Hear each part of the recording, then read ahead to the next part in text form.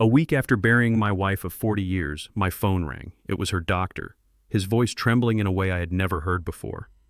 He whispered, "Elijah, listen to me carefully. Do not eat anything in that house. Do not trust your daughter or her husband. Coretta did not die of a heart attack. Come to my office immediately or you will be next." What I discovered that afternoon didn't just break my heart, it turned a grieving widower into a man with nothing left to lose but his vengeance. My name is Elijah Freeman. I am 70 years old, and to the world I am just a retired mechanic holding onto a crumbling brownstone in a neighborhood that has grown too expensive for people who look like me. My daughter Gabrielle and her husband Hunter see a senile old man who shuffles when he walks and forgets where he put his glasses. They see a burden, a relic. What they do not see is the structural engineer who still holds 12 active patents on seismic isolation systems used in skyscrapers across this city. They do not see the man who quietly amassed a fortune while wearing thrift store cardigans. And they certainly did not see the storm that was about to descend upon them. Before I continue this story, please like and subscribe if you believe that family isn't about blood, but about loyalty. Let me know in the comments where you are watching from. The last guest had barely stepped off the porch of our brownstone when the mask of civility dropped. I was sitting in my armchair, the leather worn soft by decades of use, clutching Coretta's favorite shawl. The scent of her lavender perfume still clung to the fabric, the only comfort I had left in a house that suddenly felt like a tomb. I looked up to see Hunter, my son-in-law, looming over me. He didn't offer a glass of water or a word of comfort. Instead, he thrust a clipboard into my face. "Sign here, Elijah," he said, his voice devoid of the somber tone he had used with the mourners just minutes ago. I adjusted my glasses, my hands shaking, not from age, but from a rage I was suppressing deep in my gut. I looked at the document. It was an authorization for immediate cremation. I looked up at him confused and hurt.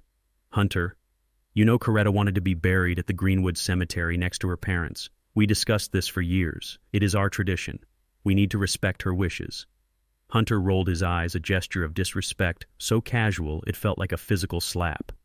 "Tradition is expensive, Elijah. Do you have $10,000 lying around for a plot and a casket? Because we certainly don't. Besides, cremation is more sanitary. We don't need a rotting body taking up space in the ground. It is better for everyone if we just get this over with quickly." I turned to Gabrielle, my own flesh and blood, hoping for an ally. She was busy checking her makeup in the hallway mirror, eager to wash the day's mourning off her skin. "Gabrielle, baby, tell him. Your mother wanted a service. She wanted to rest with her ancestors." Gabrielle didn't even turn around. She just sighed, a sound of pure exhaustion. "Daddy, please don't be difficult. Hunter is right. It is cleaner. Just sign the paper. We already called the service. They are coming in an hour to pick her up." I sat there, paralyzed by their callousness. They weren't just disregarding my wife's final wishes, they were erasing her. But before I could even process the violation, the doorbell rang again. I expected a neighbor with a casserole or perhaps the pastor coming to offer a final prayer. Instead, a man in a sharp navy suit walked in holding a laser measuring device. Hunter greeted him with a firm handshake, the kind he never gave me. "Come on in, Brad. Sorry about the gloomy atmosphere, but business is business." I stood up, my knees popping, feeling like a stranger in my own living room. "Who is this?" Hunter turned to me, a smirk playing on his lips. "This is Brad from Sterling Realty. Since we are handling affairs today, we figured we should get a valuation on the brownstone. Now is the perfect time to sell." I felt the blood rush to my ears, a roaring sound that drowned out the ticking of the grandfather clock. "Sell. This is my home. This has been the Freeman home for 3 generations. I bought this house when this neighborhood was burning, and I rebuilt it with my own hands." Hunter laughed, a cold, dry sound that grated on my nerves. "Come on, Elijah. Be realistic. Look around. This neighborhood isn't what it used to be. It is upscale now. It is gentrified.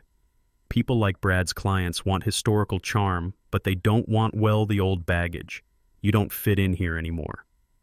The neighbors look at this place and see an eyesore.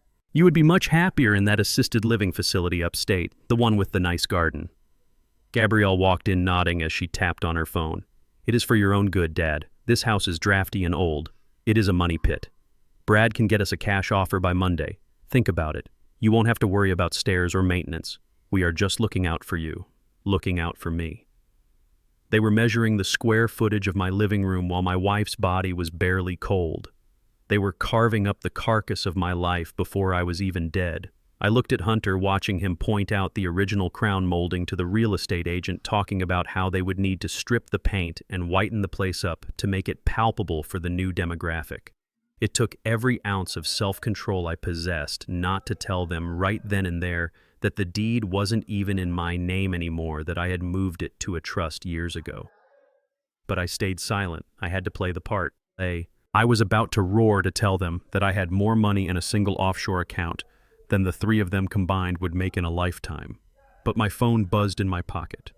It was Dr. Evans, our family physician for 30 years. I answered, turning away from Hunter and the vulture real estate agent, pressing the phone tight against my ear. "Hello, Elijah." The voice on the other end was urgent, hushed, as if he was afraid of being overheard. "Do not react. Do not look at them. Just listen to me." I got the toxicology report back from the lab. I had them run it 3 times because I couldn't believe it.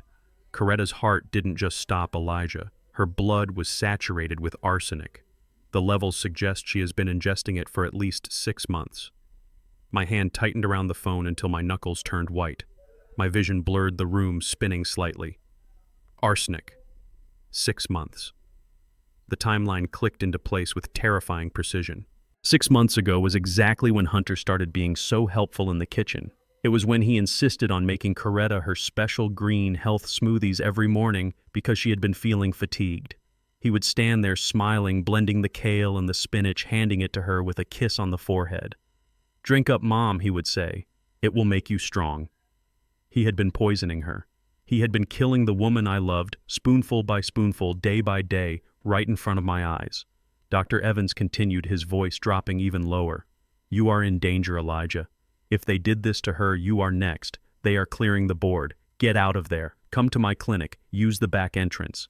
And Elijah, do not tell them where you are going. If they know you won't make it through the night." I hung up the phone.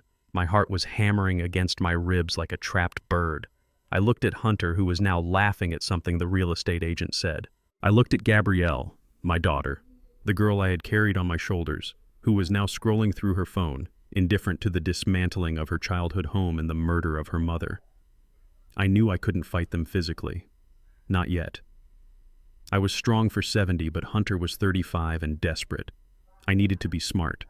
I needed to be the engineer. I clutched my stomach and let out a groan, slumping slightly against the wall. Oh, Lord, my stomach. It must have been that casserole Mrs. Jenkins brought. I feel terrible. I need to get to the bathroom. Hunter waved his hand dismissively without even looking at me, too absorbed in the prospect of his commission. Yeah, go ahead, old man. Just don't make a mess. We have a viewing potential later." I shuffled towards the hallway, dragging my feet, making sure my shoulders were hunched, playing the part of the frail, sick old man they believed I was. I walked past the bathroom door, listening for their voices. They were arguing about the listing price.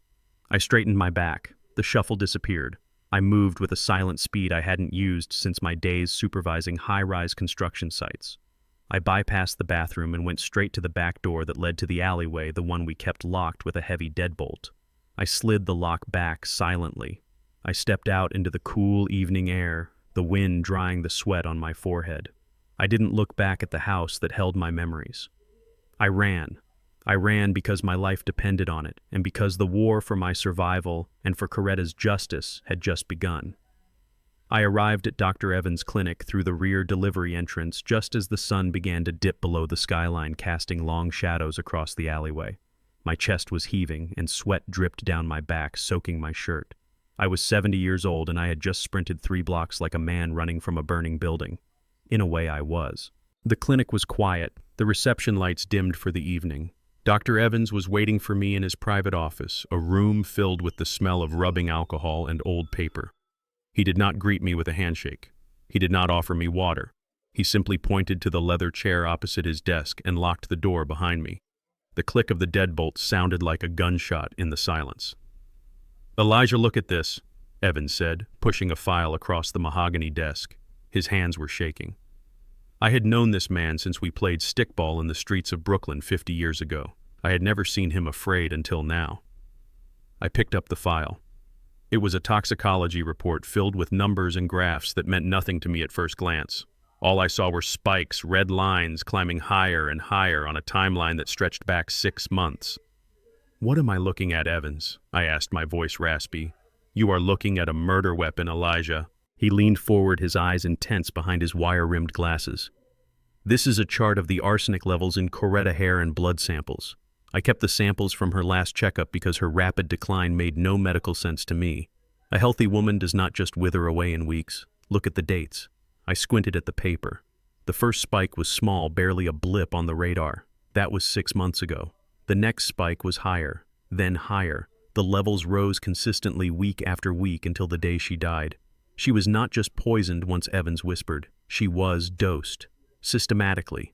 Every single day for half a year. They did not just kill her, Elijah. They tortured her. They slowly shut down her organs one by one while we watched, thinking it was just old age or some aggressive autoimmune disease. The paper fell from my hands. I felt the bile rise in my throat. I grabbed the edge of the desk to keep from sliding out of the chair. My Coretta. My strong, beautiful wife who had marched for civil rights, who had raised a daughter and held our family together through lean years and plenty. They had treated her like a pest they were trying to exterminate. I couldn't breathe. The room was spinning. How I choked out. How did they do it? We ate the same food. We drank the same water. Why am I still here while she is in an urn? Evans looked at me with pity. Think, Elijah. Was there anything she consumed that you did not? Anything specific to her routine? Something new that started about 6 months ago? The question hung in the air, and suddenly my mind was pulled back to the kitchen of my brownstone. I saw the morning sunlight filtering through the yellow curtains. I saw Hunter standing by the counter, the blender roaring. The smoothies. It hit me with the force of a physical blow.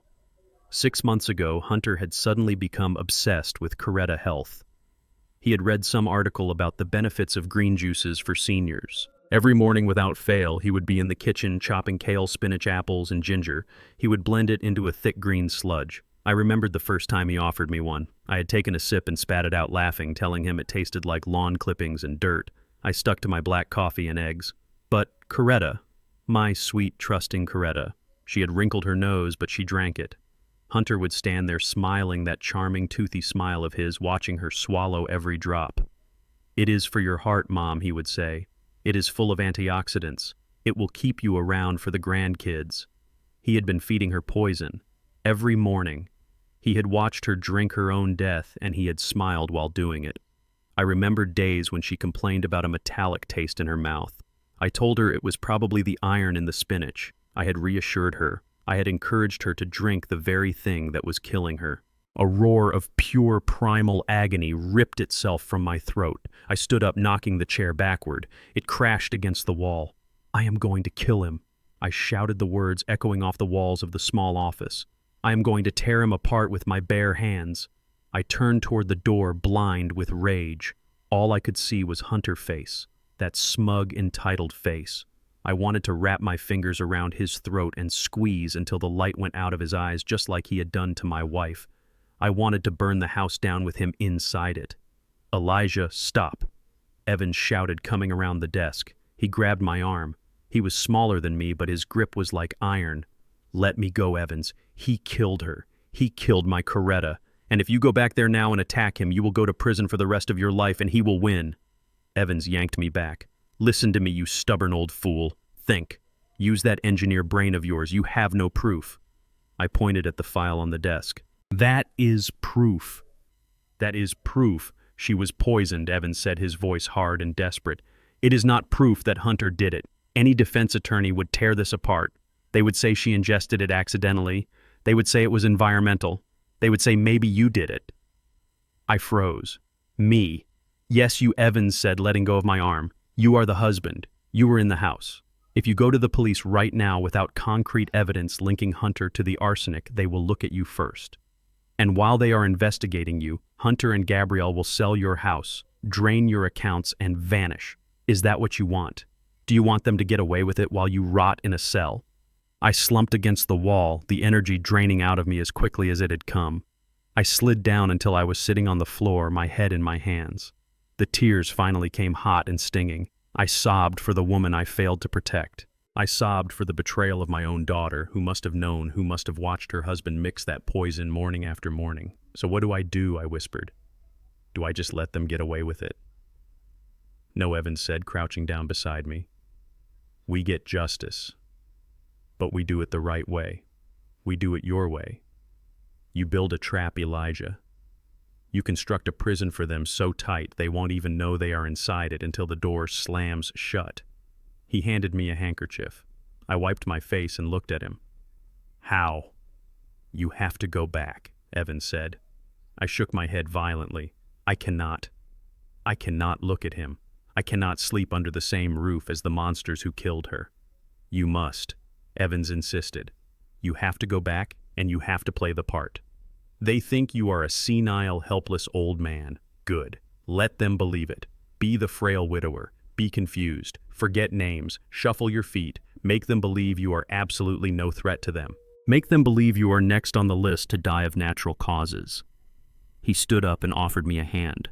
I took it and hauled myself up. My knees felt weak, but my mind was starting to clear. The red haze of rage was cooling into something harder, something sharper. You need to find the poison, Evans said. You need to find where he keeps it. You need to find financial records. You need to get them on tape admitting what they did. And you need to stay alive while you do it.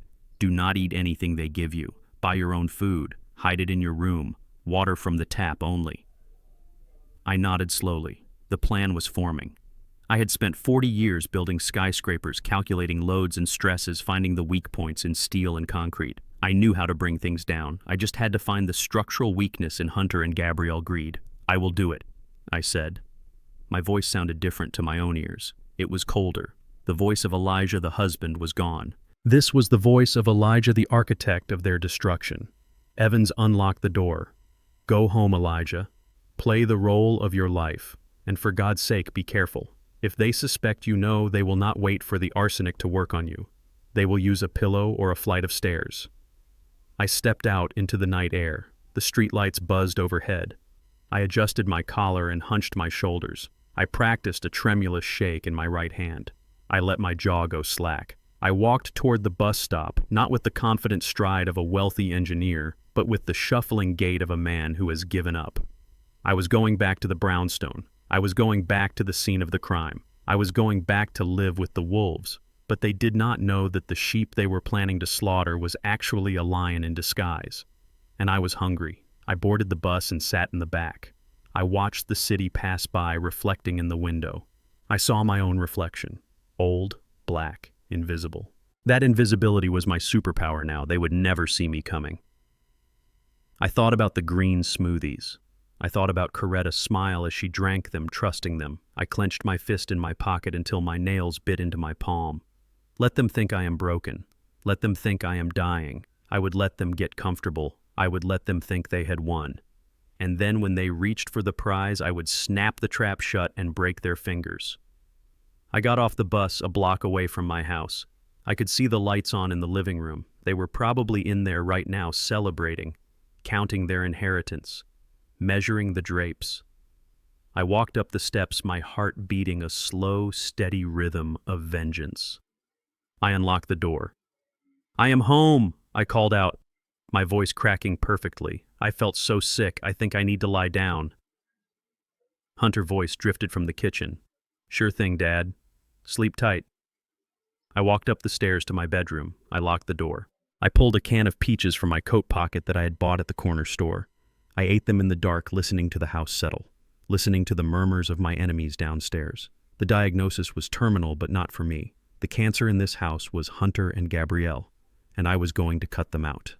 I unlocked the front door, and the silence of the house hit me differently than before. It was not the peaceful quiet of a home settling in for the night. It was the heavy, expectant silence of a crime scene waiting to be discovered. My heart was still racing from the conversation with Dr. Evans, but I forced my breathing to slow. I shuffled my feet, dragging the left one slightly, just as I had practiced. I made my way down the hallway toward my study. This room was my sanctuary. It was where I had drafted the blueprints for the seismic dampers that kept the skyline of San Francisco from crumbling. It was lined with mahogany bookshelves I had built myself, filled with technical manuals, structural engineering journals, and history books Coretta loved. But as I pushed the door open, I felt the air leave my lungs. It had been ransacked. Books were pulled from the shelves and thrown onto the floor in chaotic piles. The drawers of my heavy oak desk were yanked out, their contents dumped onto the Persian rug. Papers were everywhere. In the center of the storm stood Hunter. He was rifling through a stack of old tax returns, his face twisted in frustration. He looked up when I entered, and for a split second he looked guilty. Then the mask of the concerned son-in-law slid back into place. "Oh, Elijah," he said, tossing the papers back onto the desk. "I was just looking for the insurance policies. We need to make sure everything is in order for the funeral costs. You know how expensive these things can be." He was lying. We had already discussed the cremation costs. He was not looking for insurance papers. He was looking for the ledger. For 40 years, I had kept a physical record of every patent royalty, every land acquisition, and every dividend payment in a bound leather book. It was an artifact of a bygone era, but it was the only proof of my wealth that existed outside of encrypted bank servers. If Hunter found that book, he would know I was not a poor retiree. He would know I was worth millions, and he would kill me tonight. The ledger was hidden in plain sight. It was inside a hollowed-out volume of the Encyclopedia Britannica, specifically the volume for S through T, labeled Structural Theory.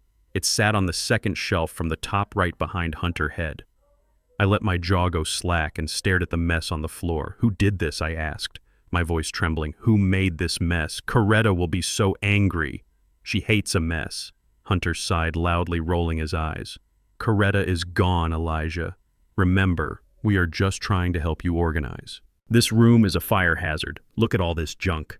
He turned back to the shelves, his hand hovering inches from the encyclopedia set. He was going to pull them down next. I could see it in his eyes. He wanted to check behind the books for a wall safe. I had to stop him. I could not physically fight him. I had to use physics. I saw the stack of heavy architectural folios he had carelessly piled on the edge of the rolling ladder rail. They were unbalanced. A small shift in the center of gravity would bring them down. I shuffled forward, mumbling about my papers. I pretended to stumble, catching my foot on a pile of books. I fell hard, throwing my weight against the rolling ladder. The ladder slid along the rail with a screech. It hit the precarious stack of folios. Gravity did the rest. 50 pounds of hardcover books cascaded down, crashing onto the desk and the floor right next to Hunter. He jumped back, shouting a curse word that no son-in-law should use in front of his elder. "Watch it, you old fool," Hunter yelled, dusting off his jacket. "You almost broke my foot." I stayed on the floor, looking up at him with wide, watery eyes. I fell. I whimpered. I just wanted my book. Hunter looked at me with pure disgust.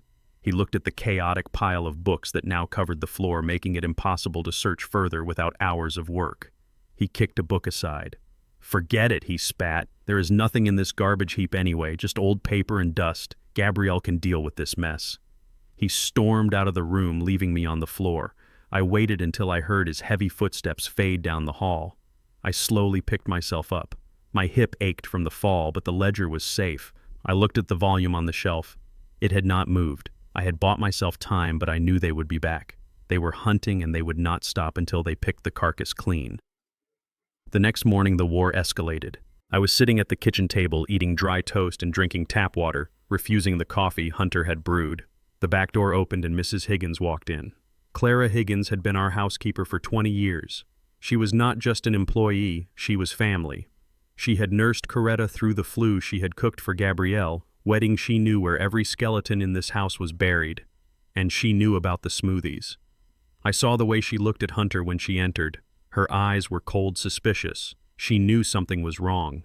She had seen Coretta decline, and she had seen Hunter's sudden interest in nutrition. Gabrielle walked into the kitchen, her phone in her hand. She did not even look up. "Clara, leave your keys on the counter. You are done here." Clara froze halfway to the pantry. "Excuse me, Miss Gabrielle." "You heard me," Gabrielle said, looking up with a bored expression. "We are letting you go. We found some silver missing from the dining room. We cannot have a thief in the house, especially with Dad's condition." I gripped the edge of the table. It was a lie, a vicious, slanderous lie.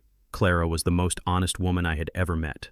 They were firing her because she was a witness. They were clearing the board just like Dr. Evans had said. Clara's face crumpled. "I never took a thing in 20 years, she said, her voice shaking. "Mr. Elijah, tell them. Tell them I would never steal from you." She turned to me, tears streaming down her face. Her eyes begged me to speak, to be the man she knew I was. She looked at me, expecting the Elijah who had paid for her grandson tuition, the Elijah who always had a kind word. "Mr. Elijah, please," she pleaded. "Do not let them do this. I promised Coretta I would look after you." I looked at her. I saw the pain and the confusion. I wanted to stand up and order Gabrielle and Hunter out of my house. I wanted to tell Clara that she was safe, that I would protect her. But if I did that, I would sign her death warrant. If I showed them I was lucid, if I fought back now, they would know I was on to them. And they would not just fire Clara, they might hurt her to keep her quiet. Or they might accelerate their timeline for me.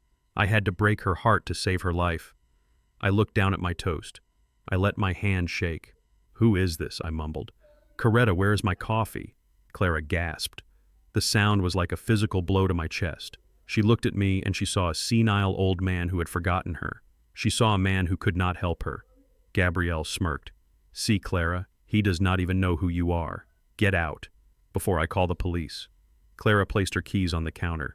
She wiped her eyes with her apron. She looked at me one last time with pity and profound sadness. "Goodbye, Mr. Elijah," she whispered. "May God protect you." She walked out the back door and I heard her sobbing as she went down the steps. I sat there chewing my dry toast, feeling like a coward. I felt the bile rise in my throat. I had let them humiliate a good woman. I had let them strip away my last ally in this house. Hunter walked in, pouring himself a cup of coffee. "Good riddance," he said. "That woman was always listening at doors. Now we have some privacy." Privacy. That was what they wanted. They wanted the house empty so they could finish what they started. They wanted me alone. I stood up, shuffling toward the hallway. "I am going to nap," I said. "Good idea, Dad," Gabrielle said, not looking up from her phone. I went to my room, but I did not nap. I waited. I waited until I heard the front door close and the sound of Hunter's car pulling out of the driveway. Gabrielle was in the living room watching television.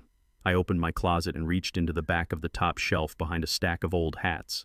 I pulled out a small metal toolbox. It was dusty, but the contents were pristine. Inside were remnants of my career tools of inspection and analysis: fiber optic cables, high-resolution microlenses, and long-range microphones.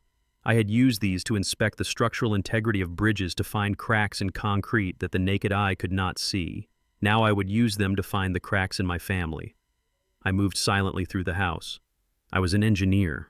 I knew how to run wires behind drywall without leaving a trace. I knew how to hide things in plain sight. I started in the living room. There was a large antique teddy bear on the mantelpiece, a gift from Coretta to Gabrielle when she was a child. It sat there watching the room with glass button eyes. I carefully removed the right eye. I inserted a micro camera lens smaller than a pinhead into the socket. I wired it to a battery pack I hid inside the stuffing. I replaced the eye. It looked perfect. Now the bear would see everything. I moved to the dining room. The crystal chandelier hung low over the table. I dragged a chair over and climbed up. My knees protested, but I ignored the pain. I nested a microphone into the brass canopy at the top of the fixture where it met the ceiling. It would pick up every whisper at the dinner table. I worked quickly, my hands steady and sure. I felt a grim satisfaction. They thought I was a helpless old man losing his mind. They thought they were the predators. I went back to my room and opened my laptop, which I kept hidden under the floorboards beneath my bed. I synced the feeds. The screen flickered to life. I saw the living room in high definition. I heard the sound of the television downstairs. I had eyes. I had ears. I sat back on my bed, my heart pounding. I was not just waiting to die anymore. I was hunting. I was gathering the evidence that would send them to prison for the rest of their lives. I heard the front door open. Hunter was back. "Honey, you won't believe what the lawyer said," I heard Hunter's voice clearly through the laptop speakers. I leaned in closer. "Talk to me, Hunter," I whispered. "Tell me everything." It was 2 a.m, and the only light in my room came from the cold blue glow of my laptop screen hidden beneath a blanket tent I had constructed to muffle the sound. I felt like a child hiding from monsters, but the monsters were real, and they were downstairs in my living room drinking my vintage Bordeaux. Through the grainy feed of the camera hidden in the teddy bear eye, I watched them. Hunter was sprawled on my leather sofa, his feet resting on the coffee table Coretta had polished every Saturday for 30 years. He held a glass of wine by the bowl, his fingerprints smearing the crystal. Gabrielle sat opposite him, her posture rigid, her face illuminated by the flickering light of the fireplace they had lit despite it being a warm evening. "To your mother," Hunter said, raising his glass in a mock toast. The woman had impeccable timing. "I thought she would hang on for another 6 months, but she checked out right when the interest payments were about to break my legs." Gabrielle did not scold him. She did not throw her wine in his face for disrespecting the woman who birthed her. She just took a long sip and sighed. "I miss her, Hunter," she said, but her voice was flat, devoid of the grief a daughter should feel. "You miss the idea of her," Hunter corrected. "You do not miss changing her sheets or listening to her hum those gospel songs. Be honest, Gabby, it is a relief." He stood up and began pacing the room, the microphone in the chandelier picking up the heavy thud of his boots. I adjusted the volume on my laptop, my hands trembling not from age, but from a fury so cold it burned. "Now we just have to deal with the old man," Hunter said, gesturing toward the ceiling toward me. "God, he is useless. Watching him shuffle around today made me sick.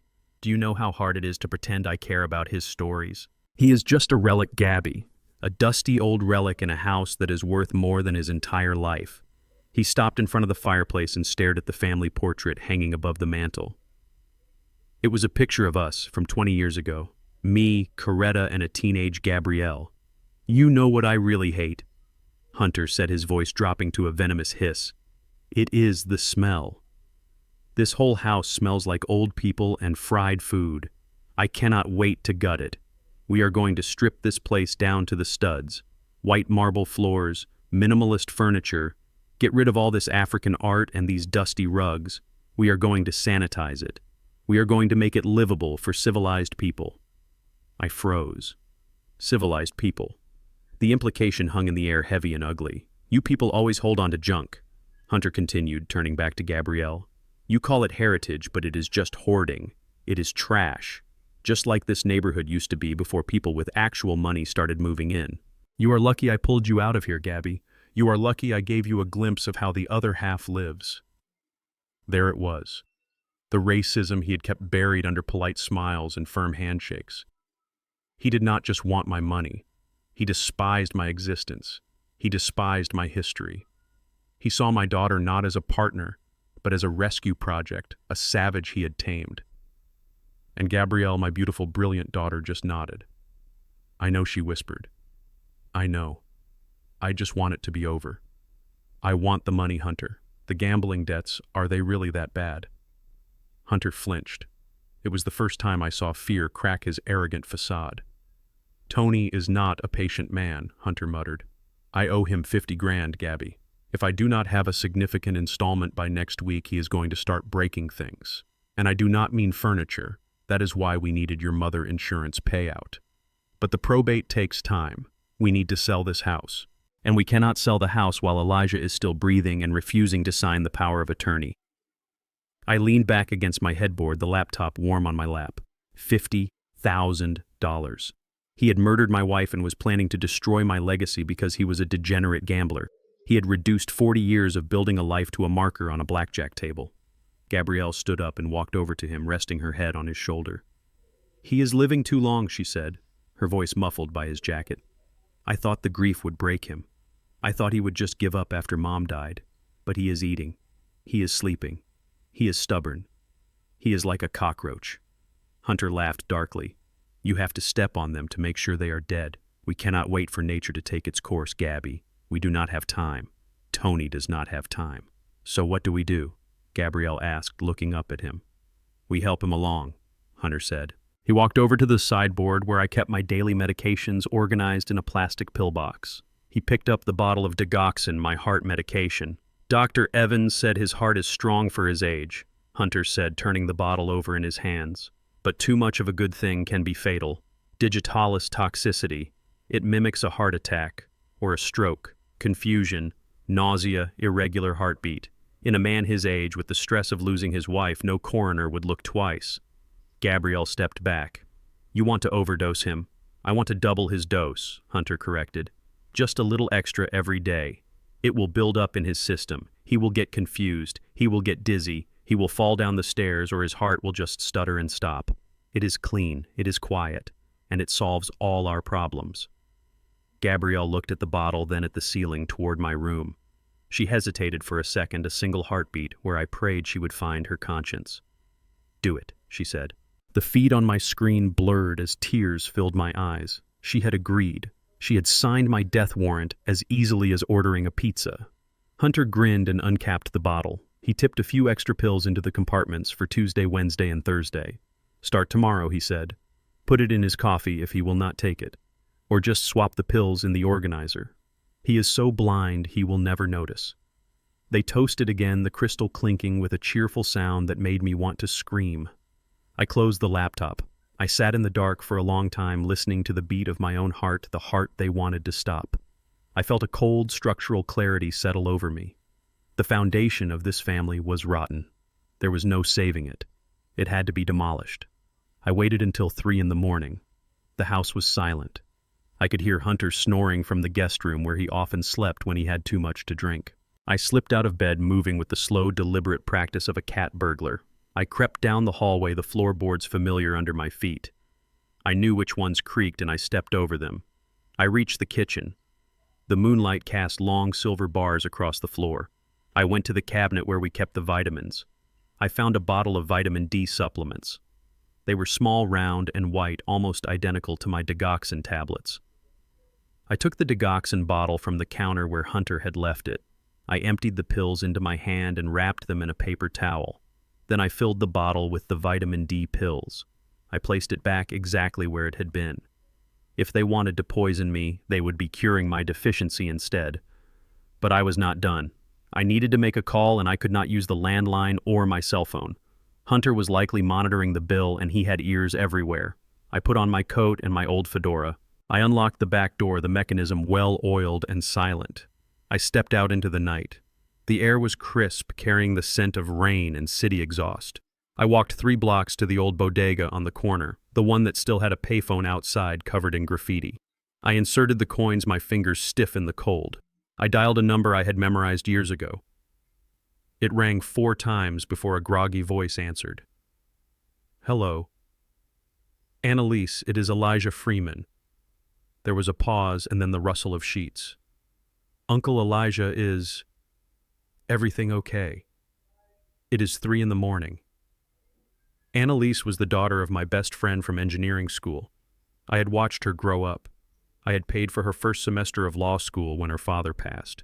Now she was the sharpest criminal defense attorney in the state, a shark in a power suit who ate prosecutors for lunch. "Nothing is okay, Annalise," I said, my voice low and steady. "Coretta was murdered, and they are trying to kill me next." The silence on the other end was absolute. Then her voice changed. It became sharp, professional, dangerous. "Where are you?" "I am at a payphone. I cannot talk long. I need you to listen. I have recordings. I have toxicology reports. I have a ledger that proves I own half the block. But I cannot go to the police yet. I need to trap them." "Tell me what you need," Annalise said. "I need you to prepare a trust document," I said. "Backdate it if you have to. I need everything transferred out of my name immediately. And I need you to hire a security team. Not for me. For the party." "What party, Elijah?" "The party where I sign my life away," I said. "Hunter wants a show. He wants to parade me in front of his investors. He wants me to sign the power of attorney on stage. I am going to give him exactly what he wants." I could hear Annalise typing furiously in the background. "I am on it, Uncle Elijah. Do not die on me. I will not die," I promised. "I have too much work to do." I hung up the phone. I stood there for a moment under the flickering street lamp. I felt stronger than I had in years. They thought they were dealing with a senile old man. They thought they were dealing with a victim. They were about to find out that Elijah Freeman was not a building that could be easily condemned. I was a fortress, and I was about to bring the roof down on their heads. I turned back toward the house, toward the poison pills and the hidden cameras. I walked back into the darkness, ready for the morning, ready for war. The smell of rotten eggs hit me before the sound did. It was a thick, cloying stench that coated the back of my throat and woke me from a fitful sleep at 3 a.m. I sat up in bed, my heart hammering against my ribs, not from fear of the gas, but from the realization that the next phase of their war had begun. Before I could even swing my legs over the side of the bed, my door burst open. Hunter stood there, illuminated by the hallway light, his face twisted into a mask of exaggerated panic. "Dad, what have you done?" he screamed. Do you want to kill us all?" He did not wait for an answer. He grabbed my arm, his grip bruising, and hauled me out of bed. I stumbled, my bare feet slapping against the cold hardwood floor, playing the part of the confused old man, but my mind was racing. I knew exactly what was happening. This was the theater of the absurd, and I was the unwilling star. He dragged me down the stairs toward the kitchen. The smell was overpowering down here. Gabrielle was already standing by the stove, a handkerchief pressed to her nose, her eyes wide with a terror that looked rehearsed. The gas valve on the vintage Wolf range Coretta loved so much was hissed open wide. On the counter, right next to the burner, sat a box of wooden matches. "Look at this," Hunter yelled, pointing at the stove. He left the gas running. And look, he was about to light a match. He was going to blow the roof off this house. Gabrielle let out a sob that sounded more like a shriek. "Oh my God, Dad. Why? Why would you do this? We could have died in our sleep." I looked at the stove. I had not made tea in 3 days. I had been drinking water from the bathroom tap and eating canned tuna in my locked bedroom. I had not touched that stove since the funeral, but I looked at them, my eyes wide and watery, and I let my lower lip tremble. "I just wanted some tea," I whispered, my voice cracking. I was cold. I just wanted to warm up.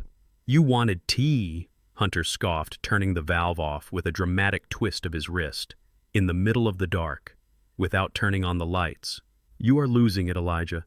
You are a danger to yourself and everyone in this house." He turned to Gabrielle, who was now crying into her hands, her shoulders shaking. "See, Gabby," he said, his voice dropping to that reasonable, manipulative tone he used to control her. "I told you, it is the dementia. It is progressing faster than we thought. He forgets what he is doing. 1 minute he wants tea, the next minute he is burning down the neighborhood. We cannot watch him 24 hours a day. We need professional help." Gabrielle looked at me, and for a second I saw a flicker of genuine guilt in her eyes, but she crushed it instantly under the weight of her greed. She nodded slowly. "You are right, Hunter. We cannot risk this. If he hurts himself or someone else, I could never forgive myself." I stood there in my pajamas, shivering in the drafty kitchen, listening to them write the narrative of my insanity. They were building a case brick by brick. First the pills, now the gas. They needed a documented history of dangerous behavior to get a judge to sign the involuntary commitment papers. They were gaslighting me in the most literal sense of the word, trying to make me doubt my own reality, trying to make me look like a monster to the outside world. But I was an engineer. I knew about gas lines. I knew that the pilot light on that old stove had a safety mechanism that I had installed myself 10 years ago. It would not just leak indefinitely unless someone tampered with the coupling. Hunter had not just opened the valve, he had broken the safety. He had risked blowing up the entire block just to frame me. That was how desperate he was. That was how little he cared about the legacy of this neighborhood. "I am sorry," I mumbled, looking at my feet. "I did not mean to. I just forgot." "Go to bed," Dad, Hunter said, dismissing me like a naughty child. "We will deal with this in the morning, but do not leave your room. I am locking it from the outside for your own safety."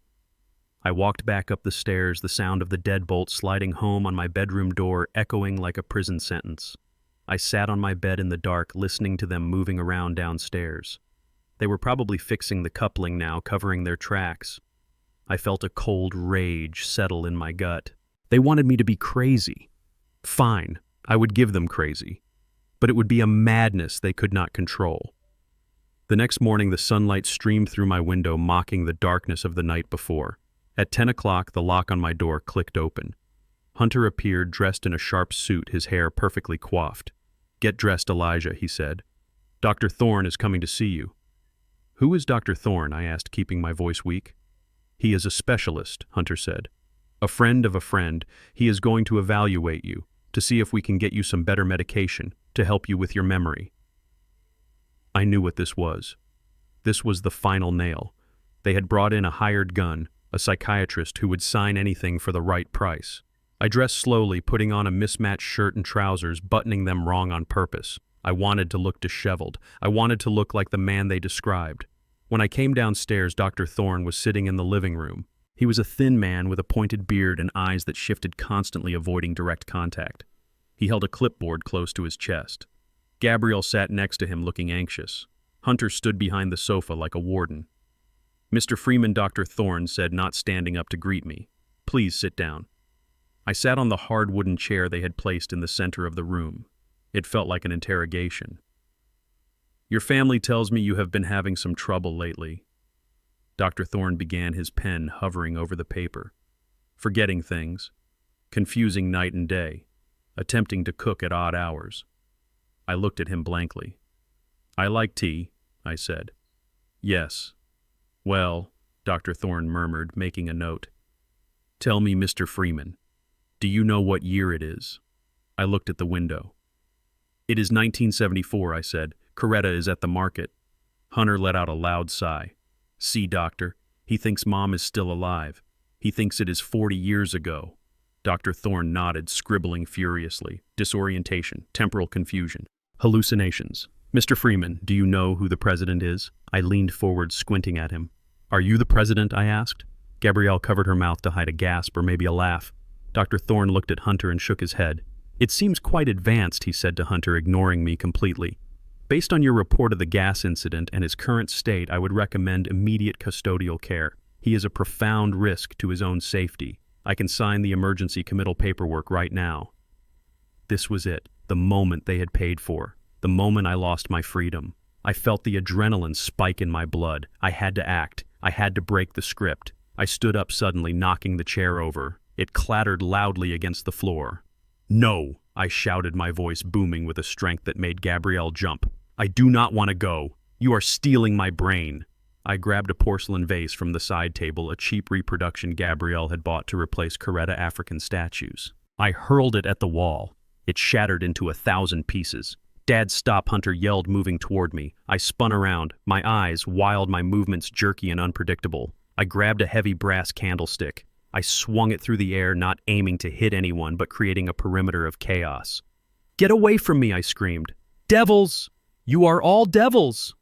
Dr. Thorne stood up, looking alarmed. Mr. Freeman, please calm down. This aggression is a classic symptom of... I lunged at him. Hunter tried to grab me, but I sidestepped him with a move I had learned on the boxing team in college. I crashed into Dr. Thorne, pinning him against the bookshelf.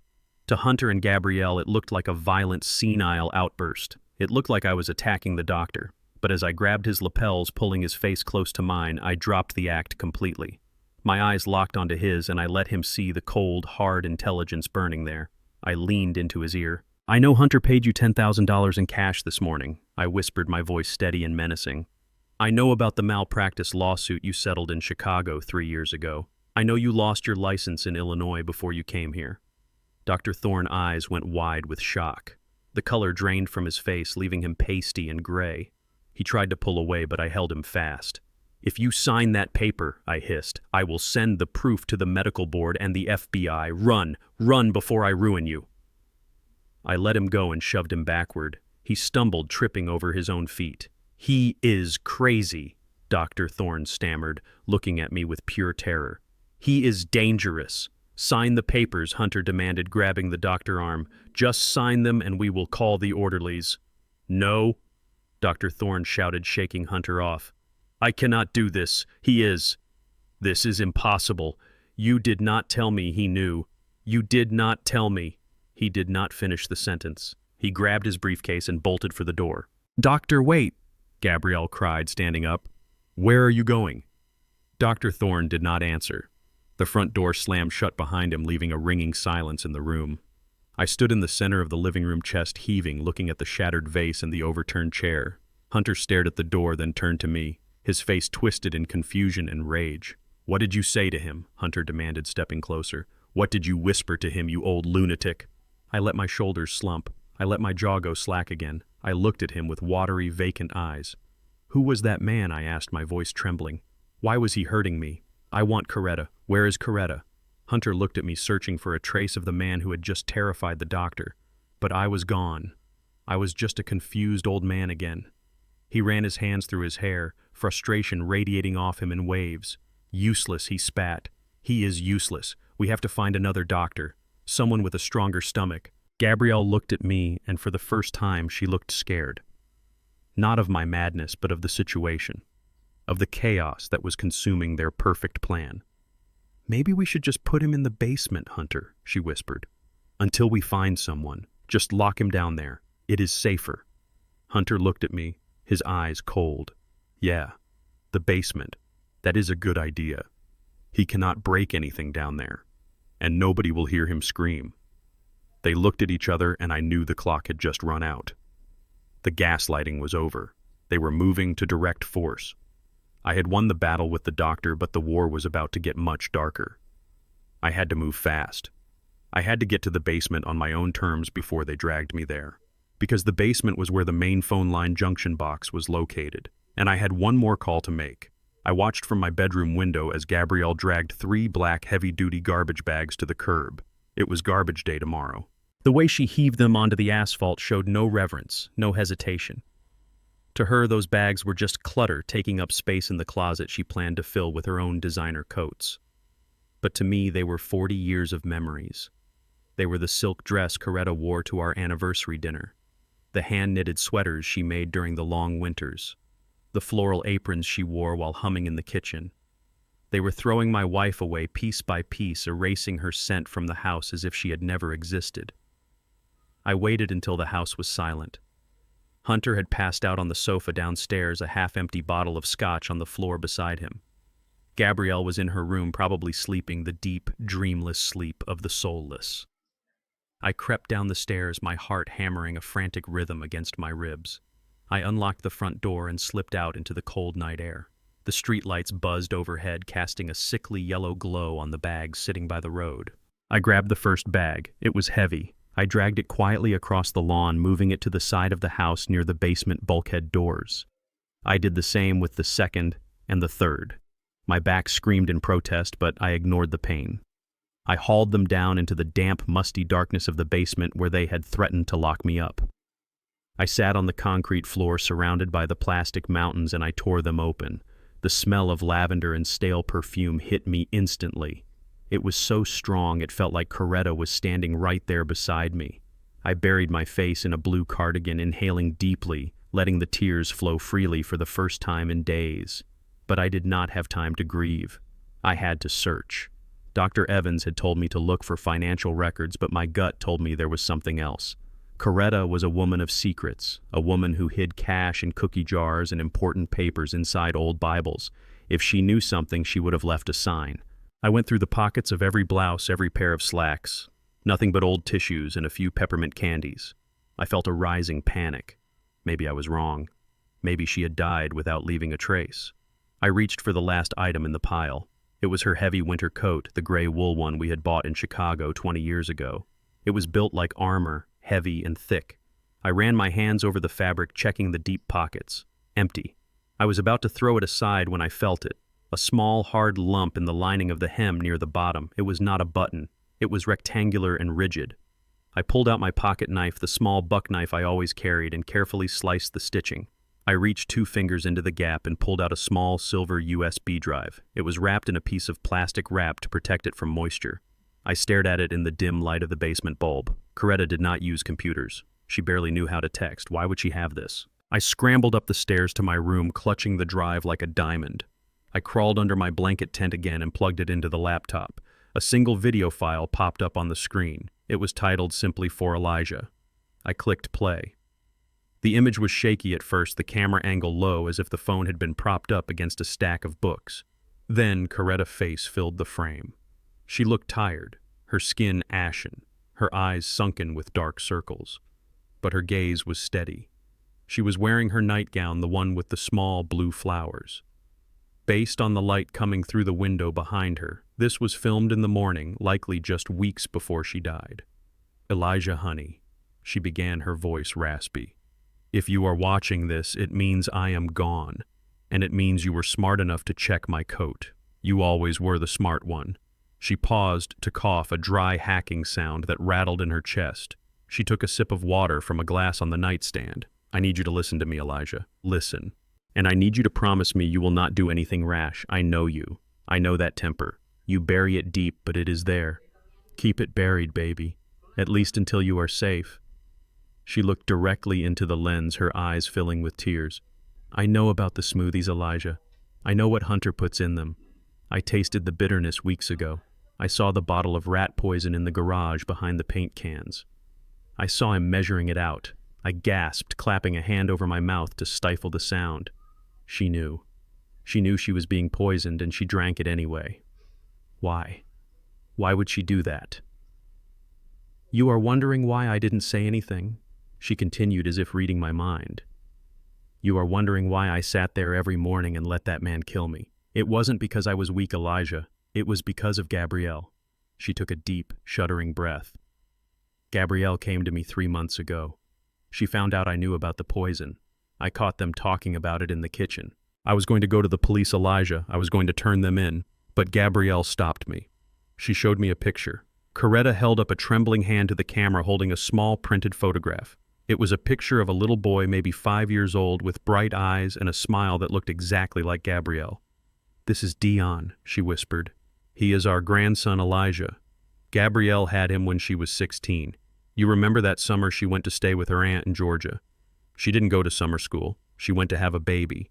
We made her give him up for adoption because we thought it was best. We thought we were giving her a future. But she kept tabs on him. She found him. I stared at the screen, stunned. A grandson. We had a grandson. She told me that if I went to the police, if I exposed Hunter, she would make sure I never saw Dion again. Coretta said, tears streaming down her face. She told me that Hunter has people, dangerous people, who would hurt the boy. And she told me that if I didn't cooperate, if I didn't let nature take its course, Hunter would kill you too. She leaned closer to the camera, her face filling the screen. She said Hunter wanted the house and the insurance money to pay off his debts. She said he was desperate. She said if I died of natural causes, they would get the money and leave you alone. They would let you live out your days in peace. But if I fought, if I made a scene, Hunter would stage a break-in. He would kill both of us, Elijah, and he would hurt Dion. Coretta sobbed quietly for a moment, composing herself. So I made a deal with the devil. I told her I would drink the smoothies. I told her I would go quietly, on one condition, that she promised on her life that they would not touch you, that they would let you keep the house until you were ready to go. She promised Elijah. My own daughter looked me in the eye and promised she would not kill her father if I let her husband kill me. I felt a coldness spread through my chest that was absolute and terrifying. It was not grief. It was not anger. It was the total absence of mercy. My wife had sacrificed herself. She had walked to the executioner block every single morning and swallowed poison to buy my life. She had traded her heartbeat for mine. And Gabrielle had lied. She had promised to leave me alone, but the moment Coretta was cold, she had signed off on my murder too. She had looked at her mother's sacrifice and spat on it. I saved this money for you, Elijah, Coretta said, her voice growing weaker. The offshore account. The deeds. I hid the ledger in the encyclopedia. Use it. Use it to protect yourself. Use it to find Dion. Save that boy Elijah. Get him away from her. She is not our daughter anymore. Something broke in her a long time ago. The video flickered. Coretta looked exhausted, her eyes drooping. I love you, Elijah Freeman. You are the strongest man I know. Do not let them break you. Build something new. Build it for Dion. Goodbye, my love. The screen went black.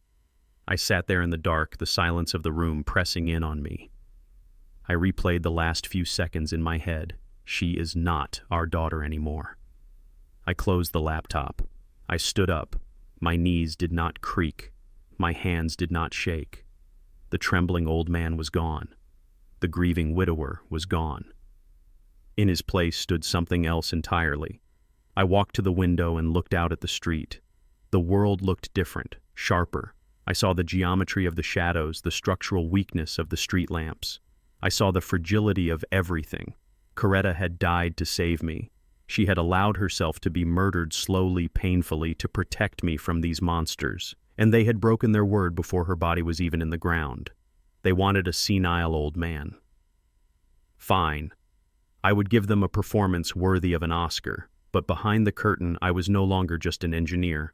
I was an executioner. I walked to the mirror and looked at my face. I traced the lines of age, the gray in my beard. I looked into my own eyes and I saw a stranger staring back. A cold, hard stranger. I am not going to just send them to prison, I whispered to the empty room. Prison is too good for them. Prison is safe. They get 3 meals a day in prison. No, I was going to destroy them.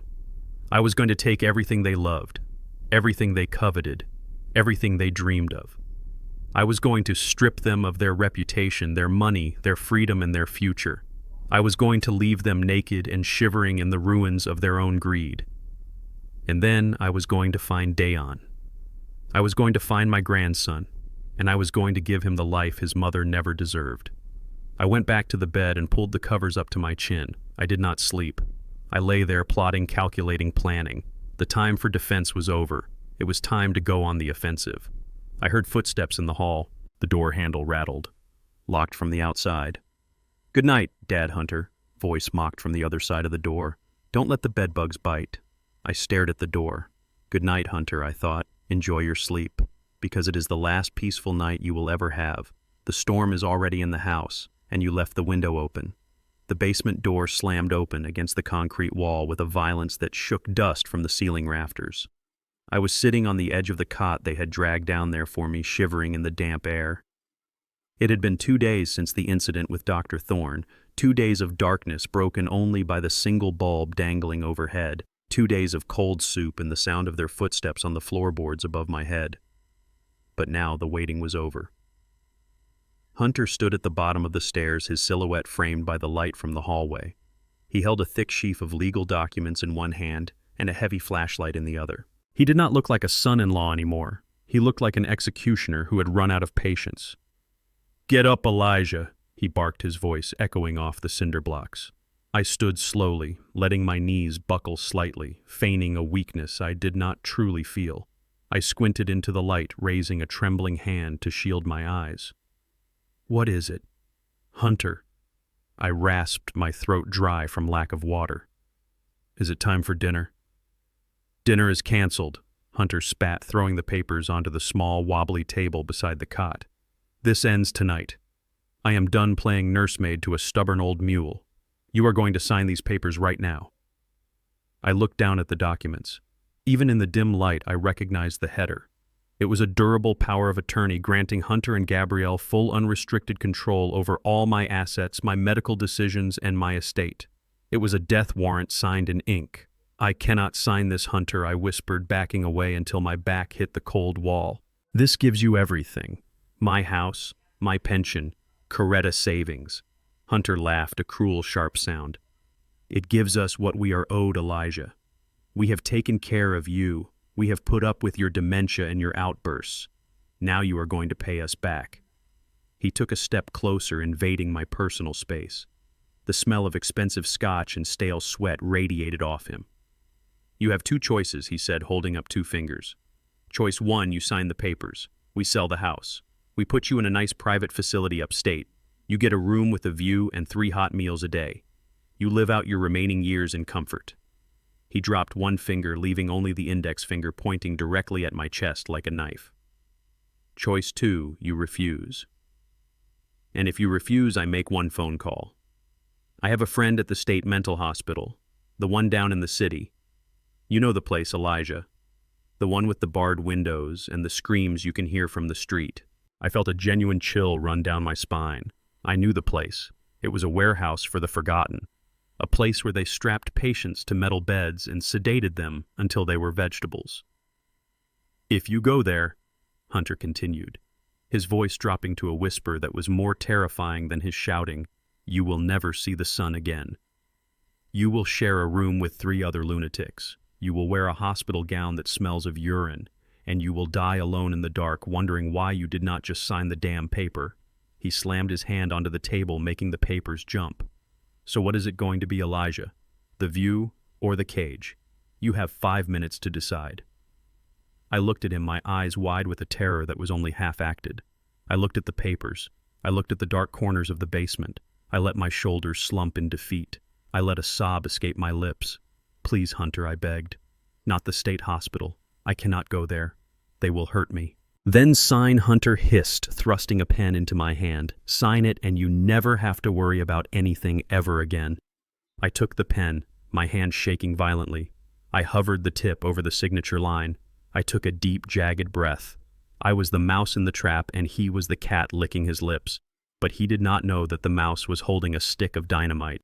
I lowered the pen, but then I stopped. I pulled my hand back. "I will sign it," I said, my voice barely a whisper. "But I have a condition." Hunter's eyes narrowed. You are in no position to make demands, old man. I am not making a demand, I said, looking up at him, tears streaming down my face. I am asking for a kindness, a final kindness for a dying man. Hunter crossed his arms, impatient. What? What do you want? I want to do this right, I said, straightening my back just a fraction. I want to do this with dignity. I do not want to sign my life away in a basement like a criminal. I am Elijah Freeman. I built skyscrapers. I was a man of respect. So Hunter asked, sneering. So if I am going to give you everything, I continued, I want people to know. I want them to know that I am passing the torch. I want a party. Hunter stared at me, his mouth falling open slightly. A party? Are you insane? My 70th birthday is next week, I said. You want the power of attorney. You want the house. Fine. Throw me a gala, a real celebration. Invite your investors. Invite your business partners. Invite the people you owe money to. Show them that you are the heir to the Freeman legacy. Show them that I trust you enough to hand over my empire in front of everyone. I saw the gears turning in his head. I saw the greed battling with the suspicion. But I knew his weakness. Hunter was a narcissist. He craved validation. He craved status. The idea of being publicly anointed as the successor to a man of my standing, even if he thought I was senile, was intoxicating to him. You want a party? He repeated slowly. And if I do this, you will sign. I will sign the papers on stage, I promised. I will hand you the keys to the kingdom in front of every important person in this city. You will not just be rich, Hunter. You will be legitimate. I watched his eyes. I saw the moment the hook set. He was imagining it. He was picturing himself in a tuxedo, holding a glass of champagne, accepting the admiration of his peers. He was picturing the look on Tony the loan shark face when he saw that Hunter was good for the money. A gala, he mused. At the Grand Hotel. Black tie. Yes, I said, feeding his fantasy. The Grand Hotel. The ballroom with the crystal chandeliers. Coretta always loved that room. Hunter smiled. It was a shark smile. He thought he had won.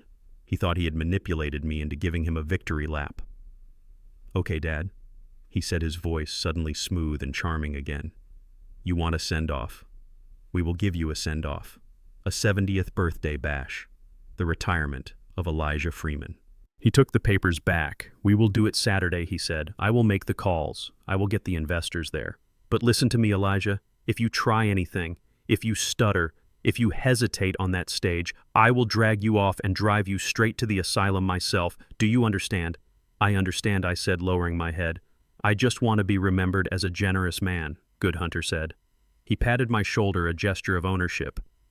Stay down here tonight. We will get you cleaned up tomorrow. You need to look the part. He turned and walked up the stairs, taking the light with him. The door slammed shut and the lock clicked. I was alone in the dark again. I sat back down on the cot and let out a long, slow breath. My hands stopped shaking. I wiped the tears from my face. He had taken the bait. He was going to gather every witness I needed in one room. He was going to build the stage for his own execution. I reached under the mattress where I had hidden the small burner phone I had bought days ago. I dialed Annalise's number. It is done, I whispered when she answered. Saturday night. The Grand Hotel. Did he agree? She asked, her voice tight with tension. He thinks it is his idea, I said. He is inviting everyone, the investors, the sharks. Good, Annalise said. I have the security team ready. I have the projection equipment. And Elijah, I found the trust documents Coretta signed. They are bulletproof. The house does not belong to you anymore. It belongs to the Coretta Freeman Charitable Foundation. Even if you signed that power of attorney, it would be worthless. I smiled in the darkness. A fierce, predatory smile. Bring the papers to the hotel, I said. And bring the police. I want them waiting in the wings. Are you sure you can do this? Uncle Elijah Annalise asked. It is going to be a lot of stress. I thought about the smoothies. I thought about the arsenic. I thought about Coretta's face on the video. I am sure, I said. Just make sure the projector works. I want them to see everything. I hung up and hid the phone again. I lay back on the cot, staring up at the darkness. I was hungry, I was cold, my back ached, but I felt a strange sense of peace. The trap was set, the spring was wound tight. All that was left was to wait for the snap. Upstairs, I could hear Hunter on the phone, his voice loud and boasting. He was probably calling the caterers, calling his friends, bragging about the big payday that was coming. He was celebrating his victory. Let him celebrate, I thought. Let him drink the expensive wine. Let him dream of spending my money. Because when Saturday came, I was going to turn his dream into a nightmare. I was going to show the world exactly what kind of man Hunter was, and I was going to do it with a smile on my face and a pen in my hand. The financial trap was not the power of attorney. The trap was his own greed, and he had just walked right into it with both eyes open. Saturday morning arrived with a cold gray light that filtered through the curtains of my bedroom, illuminating the dust motes dancing in the air. I sat on the edge of my bed, waiting. Today was the day. The day Hunter would parade me in front of his investors like a prize pony. The day I would sign away my life. Or so he thought. I had bathed and shaved, scraping the white stubble from my chin, revealing the face of the man I used to be. I stood tall for a moment, stretching my back, feeling the strength in my spine that 70 years had not been able to erode. But when I heard heavy footsteps approaching the door, I slumped. I rounded my shoulders. I let my mouth hang slightly open. The engineer vanished, and the senile old man returned. Hunter burst into the room without knocking. He was holding a garment bag, but instead of the tuxedo I expected, he pulled out a suit that smelled of mothballs and neglect. It was a charcoal gray suit I had bought at a thrift store 10 years ago for painting the house. The elbows were worn thin, and there was a permanent stain of white latex paint on the left cuff. It was wrinkled and sad. "Put this on," Elijah Hunter commanded, tossing the suit onto the bed. I looked at the rag and then at him. He was wearing a bespoke Italian suit that probably cost more than my first car. The silk of his tie caught the light. He looked like $1 million. He wanted me to look like 10 cents. "I cannot wear this, Hunter," I said, my voice trembling. "It is dirty. It has paint on it. I have a nice suit in the closet. The black one I wore to the funeral." "No," Hunter said sharply, stepping between me and the closet. "You are not wearing the black suit. You are wearing this." "Why?" I asked, letting a tear leak from my eye. "I want to look nice for the party." Hunter laughed, a dry, humorless sound. "It is about the narrative, Elijah. You do not understand marketing, do you? If you walk out on that stage looking sharp and healthy, people might ask questions. They might wonder why a capable man is signing over his entire estate to his son-in-law. They might wonder why you need us to manage your money." He picked up the jacket and held it up, shaking it so the dust flew. "But if you look like this," Hunter continued, his smile widening, "if you look frail and confused and just a little bit pathetic, then I look like a saint. I look like the benevolent guardian taking care of the poor, broken old man. It makes the investors trust me. It makes them think I am a man of character." He threw the jacket at me. It hit me in the chest. "Put it on. And do not button the top button. I want you to look like you dressed yourself in the dark." I slowly began to dress, my fingers fumbling with the buttons, not because I was clumsy, but because I was acting. Hunter watched me with the critical eye of a director. When I was finally dressed in the ill-fitting suit, he nodded. "Perfect. Now for the finishing touch." He went to the hallway and dragged something into the room. It was a wheelchair, not a modern lightweight one, but an old, heavy hospital chair with rusting chrome and cracked leather upholstery. One of the front wheels was wobbly. "Sit down," Hunter ordered. "I can walk, Hunter," I protested. "I walked to the bathroom this morning. I do not need a chair." "Sit down," he roared, his face suddenly contorted with rage. "You are not walking tonight, Elijah. You are rolling. It adds to the effect. I do not want you stumbling around or wandering off. In the chair you stay where I put you." I lowered myself into the chair. The leather was cold and sticky. It smelled of antiseptic and despair. Hunter locked the brakes. "There," he said, stepping back to admire his handiwork. "You look exactly like what you are. A burden." He leaned down, getting right in my face. "Listen to me, old man. Tonight is my night. Do not speak unless spoken to. When we get to the hotel, I will wheel you onto the stage. I will give a speech. Then I will hand you the pen. You will sign the papers. You will smile, and you will say, 'Thank you, Hunter, for saving me.' Do you understand?" "I understand," I whispered, gripping the armrests. "Good. Stay here. We leave in 6 hours. Do not get the suit dirty." He unlocked the brakes, spun me around, and pushed me toward the corner facing the wall like a punished child. Then he left, locking the door behind him. I sat there staring at the floral wallpaper, counting the hours. He thought he was stripping me of my dignity. He thought he was reducing me to a prop. but he did not know that he was only making my testimony more powerful. When I stood up from this chair tonight, when I shed this skin of the helpless invalid, the shock would be that much greater. Hubris. It was the downfall of every great empire, and Hunter was drowning in it. 3 hours passed. I needed to make one final confirmation with Annalise. I needed to know that the police were in position and that the projector was set up. I reached into my sock where I had hidden the small Nokia burner phone. It was my lifeline, my connection to the outside world. I huddled in the chair, turning my back to the door, creating a shield with my body. I dialed the number, keeping my voice to a whisper barely audible even to myself. Annalise, it is me. Is everything ready? Yes, Uncle Elijah, she answered, her voice tight. The team is at the hotel. We have access to the AV system. The police are on standby. Just give the signal. The signal will be when I stand up, I said. Okay, be careful. They are leaving soon to set up. You will be alone for a bit. I heard a noise in the hallway. The floorboards creaked. It was not the heavy tread of Hunter. It was lighter. Gabrielle. I fumbled to hang up the phone to shove it back into my sock, but my fingers, usually so nimble, stiffened with panic. The lock on the door clicked. I shoved the phone under my thigh just as the door swung open. Gabrielle stood there holding a tray with a glass of water and a single slice of bread. She looked exhausted, her eyes rimmed with red, but her expression was hard.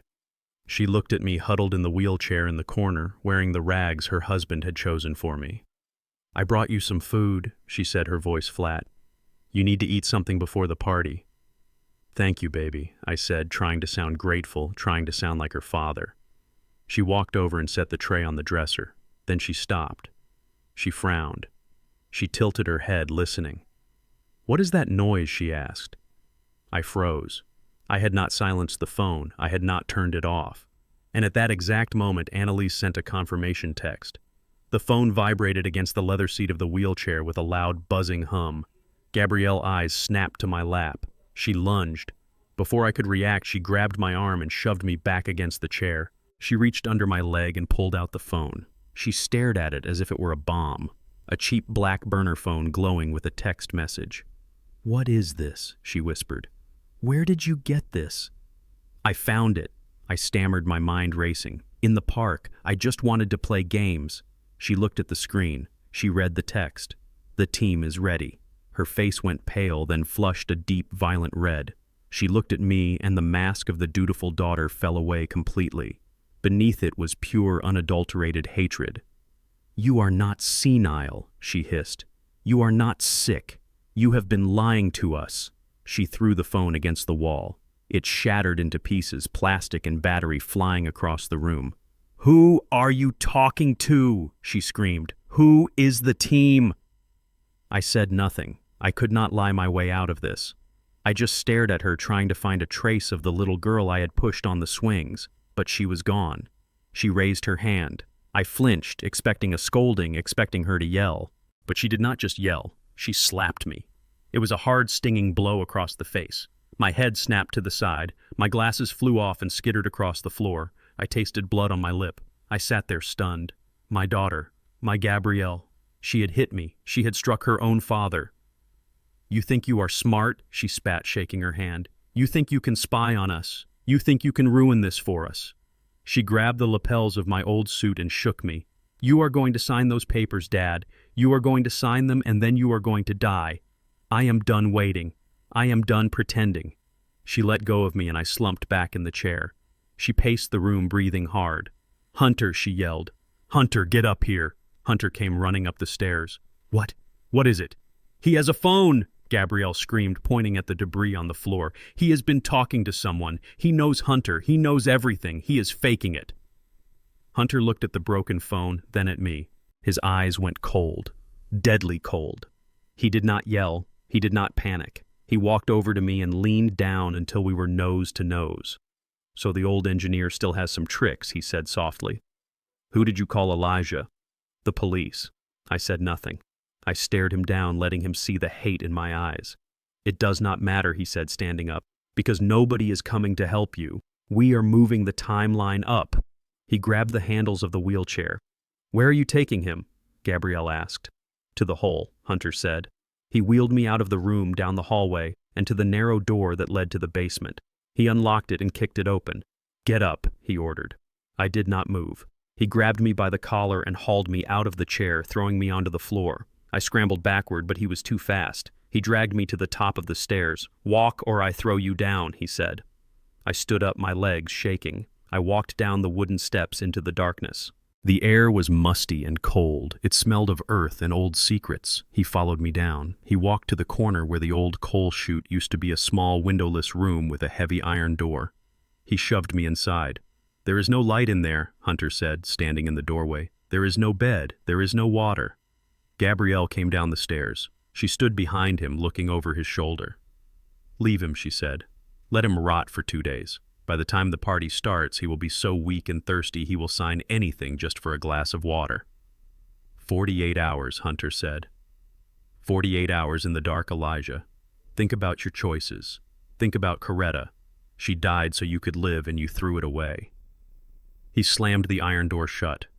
The sound was like a gunshot. I heard the heavy deadbolt slide home. Then I heard their footsteps going back up the stairs. I was in total darkness. The silence was absolute. I felt my way around the small room, concrete walls, dirt floor, dirt. It was a tomb. I sat down in the corner, pulling my knees to my chest. My cheek still burned from Gabrielle's slap.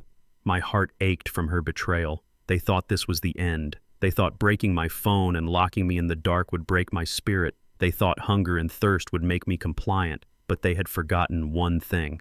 I was a structural engineer. I knew how this house was built because I had restored it myself 40 years ago. I knew where the pipes ran. I knew where the wires were. And I knew that directly behind the wall I was leaning against ran the main telephone line for the entire house. The old copper wire line that I had never disconnected because Coretta liked having a landline for emergencies. They had taken my cell phone, but they had locked me in a room with the central nervous system of the house. I reached into the pocket of my old suit. Hunter had not searched me. He had been too focused on the humiliation. My fingers closed around the small multi-tool I always kept on my keychain. I smiled in the darkness. 48 hours. That was plenty of time. I opened the blade of the multi-tool and felt for the seam in the drywall. "You made a mistake, Hunter," I whispered. "You put the engineer in the engine room."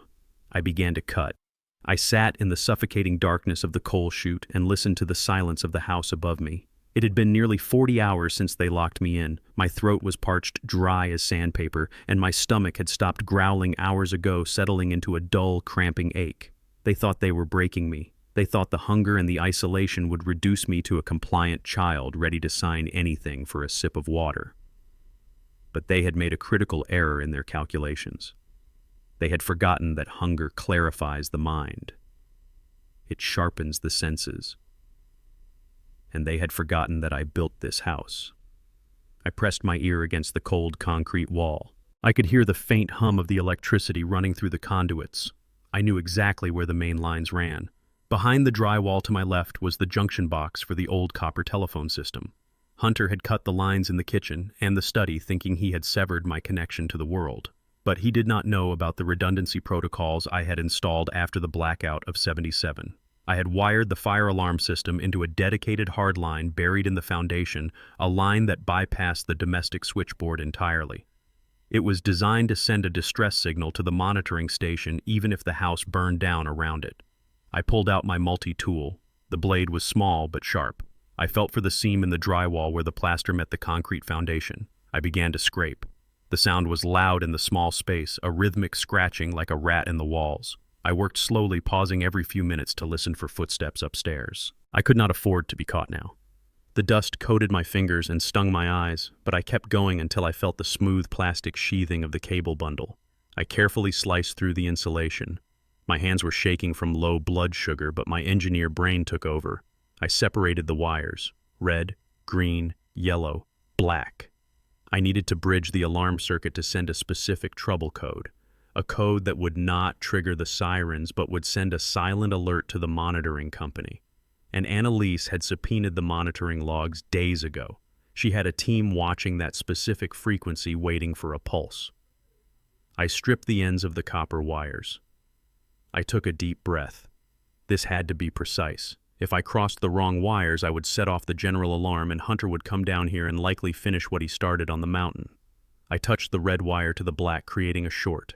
Sparks flew, illuminating the dark room for a fraction of a second. I held it for 3 seconds, then released.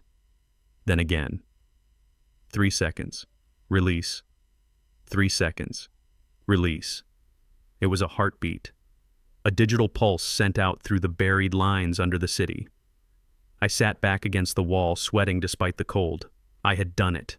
The signal was sent. Now I just had to wait.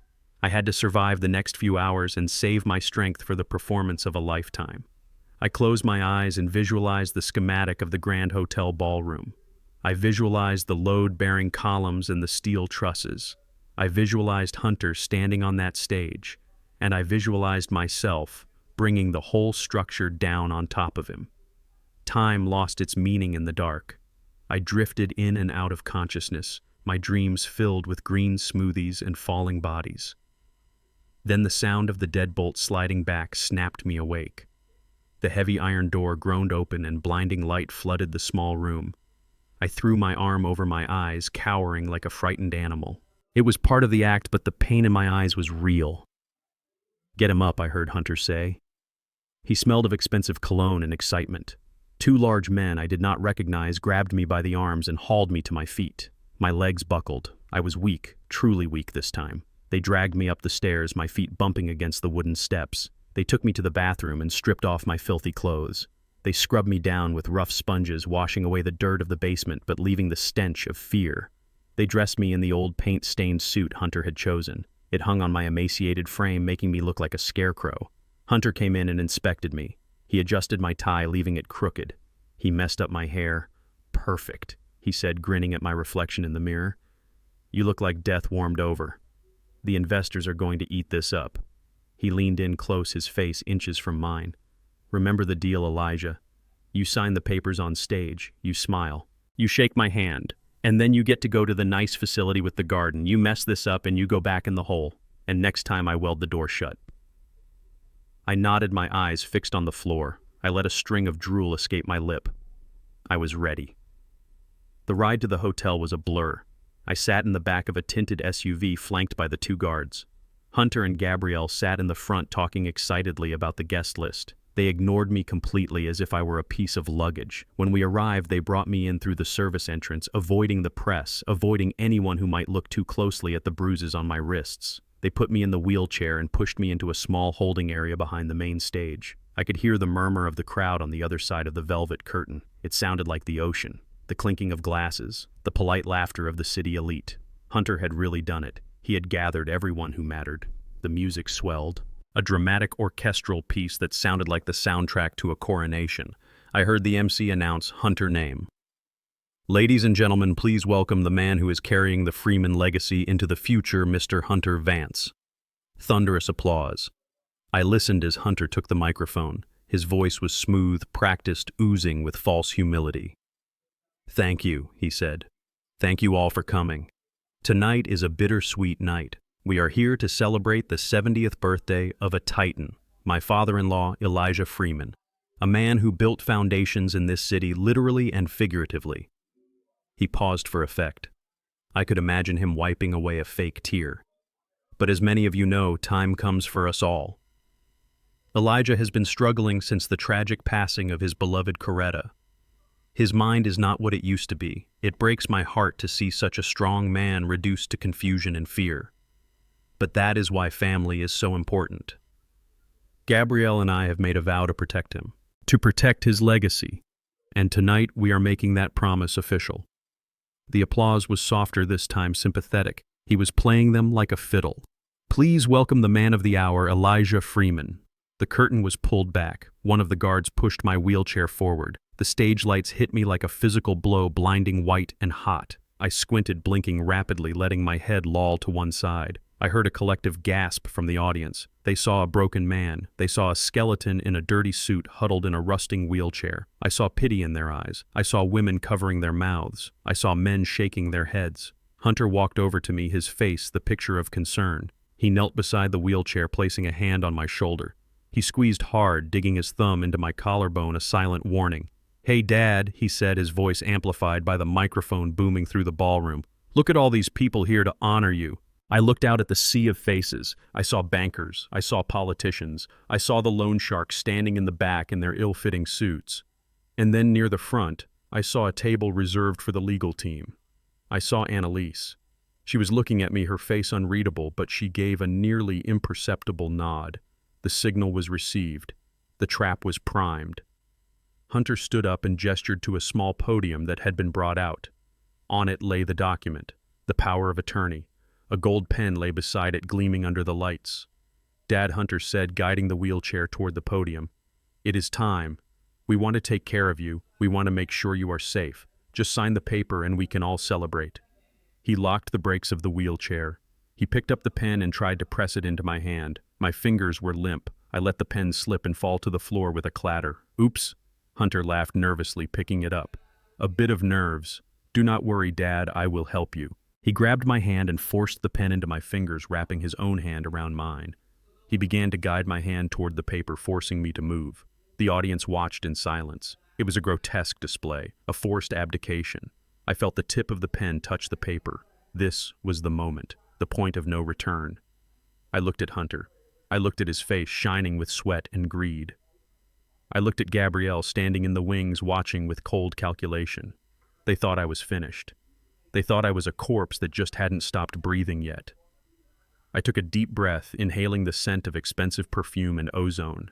I tightened my grip on the pen, not to sign, but to hold it like a weapon. I stopped my hand. I resisted his pressure. Hunter froze. He looked down at me, his smile faltering. "Dad, sign it," he hissed through his teeth so only I could hear. "Sign it, or you die tonight." I looked up at him, and for the first time in weeks I let him see me.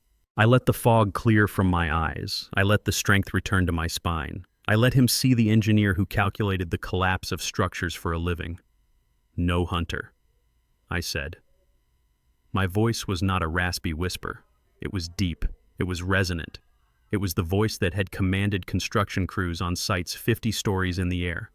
The microphone picked it up perfectly, broadcasting it to every corner of the silent ballroom. Hunter pulled back as if he had been burned. "What?" I placed my hands on the armrests of the wheelchair. I pushed. My legs, which I had been exercising in secret every night in my room, held firm. I stood up. I rose from the chair, shedding the persona of the invalid like a heavy coat. I stood to my full height of 6 feet 2 inches. I towered over Hunter. The gasp from the audience sucked the air out of the room. Hunter stumbled back, his face draining of color. Gabrielle stepped out from the wings, her hands flying to her mouth. I grabbed the microphone from the stand. I looked out at the stunned crowd. "Thank you all for coming," I said, my voice booming. "I appreciate you being here to witness this. My son-in-law wanted a show. He wanted you to see a transfer of power." I turned to look at Hunter, who was trembling now, looking around for his security guards. "Well," I continued, a cold smile playing on my lips. "I am going to give you a show. But it is not the one he planned." I looked at Annalise. Now. The huge projection screen behind me, which had been displaying a slideshow of family photos, suddenly went black. Then it flickered to life with a grainy video feed. The silence in the ballroom was absolute, a vacuum of sound that sucked the breath out of every man and woman in the room. I stood center stage, my spine straight, my shoulders squared, looking nothing like the trembling invalid who had been wheeled in moments before. I kicked the rusting wheelchair with the heel of my boot. It rolled across the stage and toppled over the edge, crashing onto the floor of the orchestra pit with a loud metallic clamor that made the front row jump. It was a violent, deliberate sound, the sound of a shackle being broken. Hunter stood frozen, his hand still reaching out for the pen I had refused to take. His face was the color of old ash, his mouth opening and closing like a fish pulled from the water. He looked at my legs, then at my face, unable to comprehend the transformation. The arrogance that had defined him for years, the smug certainty that he was the predator and I was the prey, evaporated in an instant, leaving behind only naked terror. I lifted the microphone to my lips. My hand was steady. My voice, when it boomed through the high-quality speakers of the Grand Hotel, was a force of nature, deep and resonant, carrying the weight of 70 years of life and labor.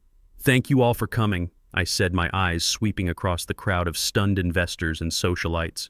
My son-in-law Hunter promised you a show tonight. He promised you a spectacle. He told you that you were here to witness the passing of a torch, the benevolent care of a loving family for a failing patriarch.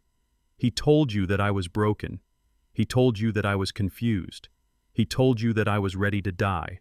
I took a step toward Hunter, forcing him to take a stumbling step back. But Hunter is a liar, I thundered. And tonight you are not here to witness a retirement. You are here to witness an indictment. A murmur rippled through the crowd. I saw confusion turning into fascination. I saw the loan sharks in the back straighten up, sensing blood in the water. I saw Gabrielle standing in the wings, her hands covering her mouth, her eyes wide with a fear that went beyond the loss of money. She knew what was coming. Hunter finally found his voice. It was a high-pitched squeak, a desperate attempt to regain control of a narrative that was spiraling into chaos. "He is having an episode," Hunter shouted, waving his arms at the security guards. "He is delirious. Someone grab him. He does not know what he is saying. Get the sedation." The guards, two large men hired by Annalise, not Hunter, did not move. They stood with their arms crossed, staring impassively at the man who thought he had bought their loyalty. "I am not delirious, Hunter," I said, my voice cutting through his panic like a knife. "I am the most lucid man in this room, and I am done playing your game." I looked up at the projection booth at the back of the room. I raised my hand. "Play it," I commanded. The lights in the ballroom dimmed, plunging the audience into semi-darkness. The massive screen behind me, which had been displaying a loop of carefully curated family photos, went black for a second. Then it flickered to life. The image was grainy, shot from a low angle from the perspective of a teddy bear sitting on a shelf, but the audio was crystal clear, amplified to concert volume. The video showed my kitchen, the morning sun streaming through the window. It showed Hunter standing at the counter whistling a cheerful tune as he chopped kale and spinach. The date stamp in the corner read, 6 months ago.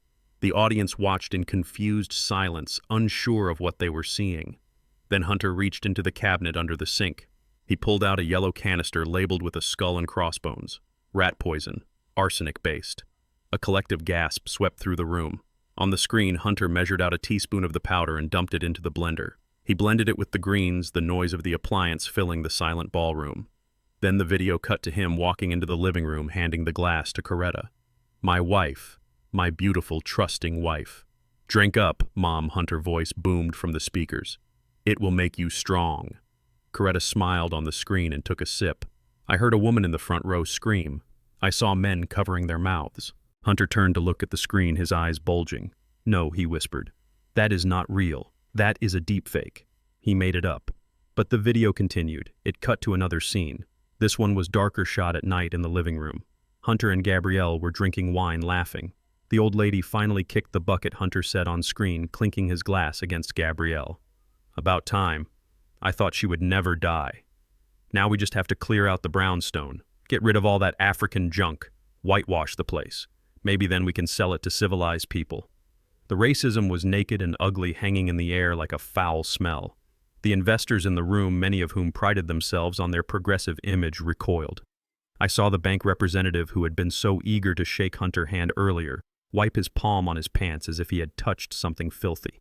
Gabrielle's voice came next, clear and sharp. "I do not care about the house, Hunter. I just want the money. Is the old man dead yet? Did you up the dose on his heart pills?" The video cut again. This time it was the audio from the basement, the conversation they thought was private.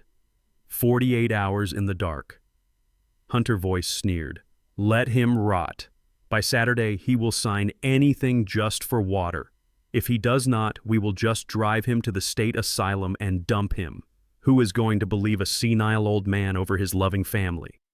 The screen went black. The lights came back up blindingly bright. The silence that followed was heavy with horror. It was the silence of a crowd that had just realized they were sharing a room with monsters. Every eye was fixed on Hunter and Gabrielle. They were stripped bare, their expensive clothes and charming smiles unable to hide the rot beneath. Hunter looked at the crowd. He saw the disgust. He saw the anger. He saw his future evaporating. The loan sharks were already moving toward the exits, pulling out their phones, probably to put a hit on him or to cut their losses. The investors were whispering frantically to their lawyers. "You tricked me!" Hunter screamed, turning back to me. His face was purple veins bulging in his neck. "You old bastard! You set me up!" He was losing his mind. The narcissist cannot handle exposure. He cannot handle the truth. He snapped. "I will kill you!" he roared. He lunged. He crossed the distance between us in 2 strides, his hands reaching for my throat.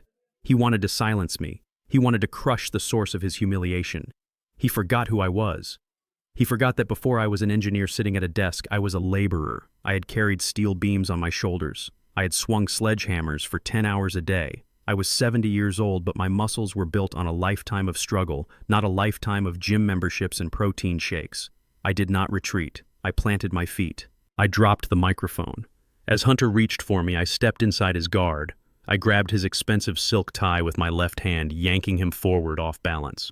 With my right hand, I formed a fist that was as hard as the concrete I used to pour. I put 40 years of rage into that punch. I put the grief for Coretta into it. I put the hunger of the last 2 days into it. My fist connected with his jaw with a sickening crunch. It was the sound of bone meeting justice. Hunter's feet left the floor. He spun in the air and crashed onto the stage, landing in a heap of tangled limbs and broken pride. He did not get up. He lay there groaning, blood pouring from his mouth, staining the white carpet of the stage. I stood over him, breathing hard, my knuckles throbbing. I adjusted my cuffs. I looked down at him with nothing but contempt. "You should have checked the structural integrity of your opponent," I said, my voice carrying to the front row without the microphone. "You built your house on sand, Hunter, and the tide just came in." Gabrielle ran onto the stage. I thought she was coming to help him. I thought she was coming to attack me. But she stopped halfway, looking between me and her fallen husband. She looked at the crowd. She saw the police officers entering from the back of the room, led by Dr. Evans and Annalise. She realized it was over. "Daddy!" she wailed, dropping to her knees, her hands clasped in supplication. "Daddy, please." He forced me. I did not want to do it. He made me. He said he would hurt me if I did not help him. I looked at my daughter, my only child, the girl I had taught to ride a bike, the girl I had walked down the aisle. I looked at her and I saw the woman on the video asking if I was dead yet. I saw the woman who had thrown away her mother clothes like garbage. I felt a crack in my heart, a fissure that would never heal, but I also felt a resolve that was unbreakable. "Get up, Gabrielle," I said, my voice cold as ice. She scrambled up, reaching for me, trying to hug me. I stepped back, letting her arms grasp at empty air. "Do not touch me," I said. "Daddy, I am your daughter," she sobbed. "I am your baby girl. You have to help me. They are going to arrest me." I looked her in the eye. I looked deep, searching for any spark of the child I had loved, but there was nothing there, just greed and fear. "My daughter died 6 months ago," I said, my voice flat. "She died the day she watched her husband poison her mother and said nothing. She died the day she decided money was worth more than blood." I pointed to the police officers who were marching down the aisle, handcuffs gleaming under the stage lights. "You are not my daughter," I said. "You are an accessory to murder, and you are on your own." Gabrielle screamed a raw sound of terror as the officers swarmed the stage. They hauled Hunter up, dragging him to his feet. He was dazed, his jaw swelling rapidly, spitting blood and teeth. They cuffed his hands behind his back. Other officers grabbed Gabrielle, who was kicking and screaming, pulling her away from me. I watched them go. I watched them being dragged through the crowd of shocked onlookers. Flashbulbs went off as the press, who had been waiting outside sensing a story, rushed in. I stood alone on the stage. The adrenaline was fading, leaving me tired, bone-tired, but I was still standing. Annalise walked up the steps onto the stage. She handed me a bottle of water. I took a long drink, washing the taste of the basement out of my mouth. "You did it, Uncle Elijah," she whispered. "You really did it." I looked out at the crowd. They were still staring at me, waiting for something, a speech, an explanation. I picked up the microphone from the floor. "The show is over," I said. "Go home, call your parents, tell them you love them, and be careful who you mix your smoothies with." I dropped the microphone again. I turned and walked off the stage, leaving the ruins of my family behind me. I had one more thing to do, one more secret to reveal, and this one was going to hurt Hunter more than the punch. I walked toward the exit where the police were holding Hunter and Gabrielle, waiting for the transport van. I needed them to hear one last thing. "Wait," I said to the officers. They stopped.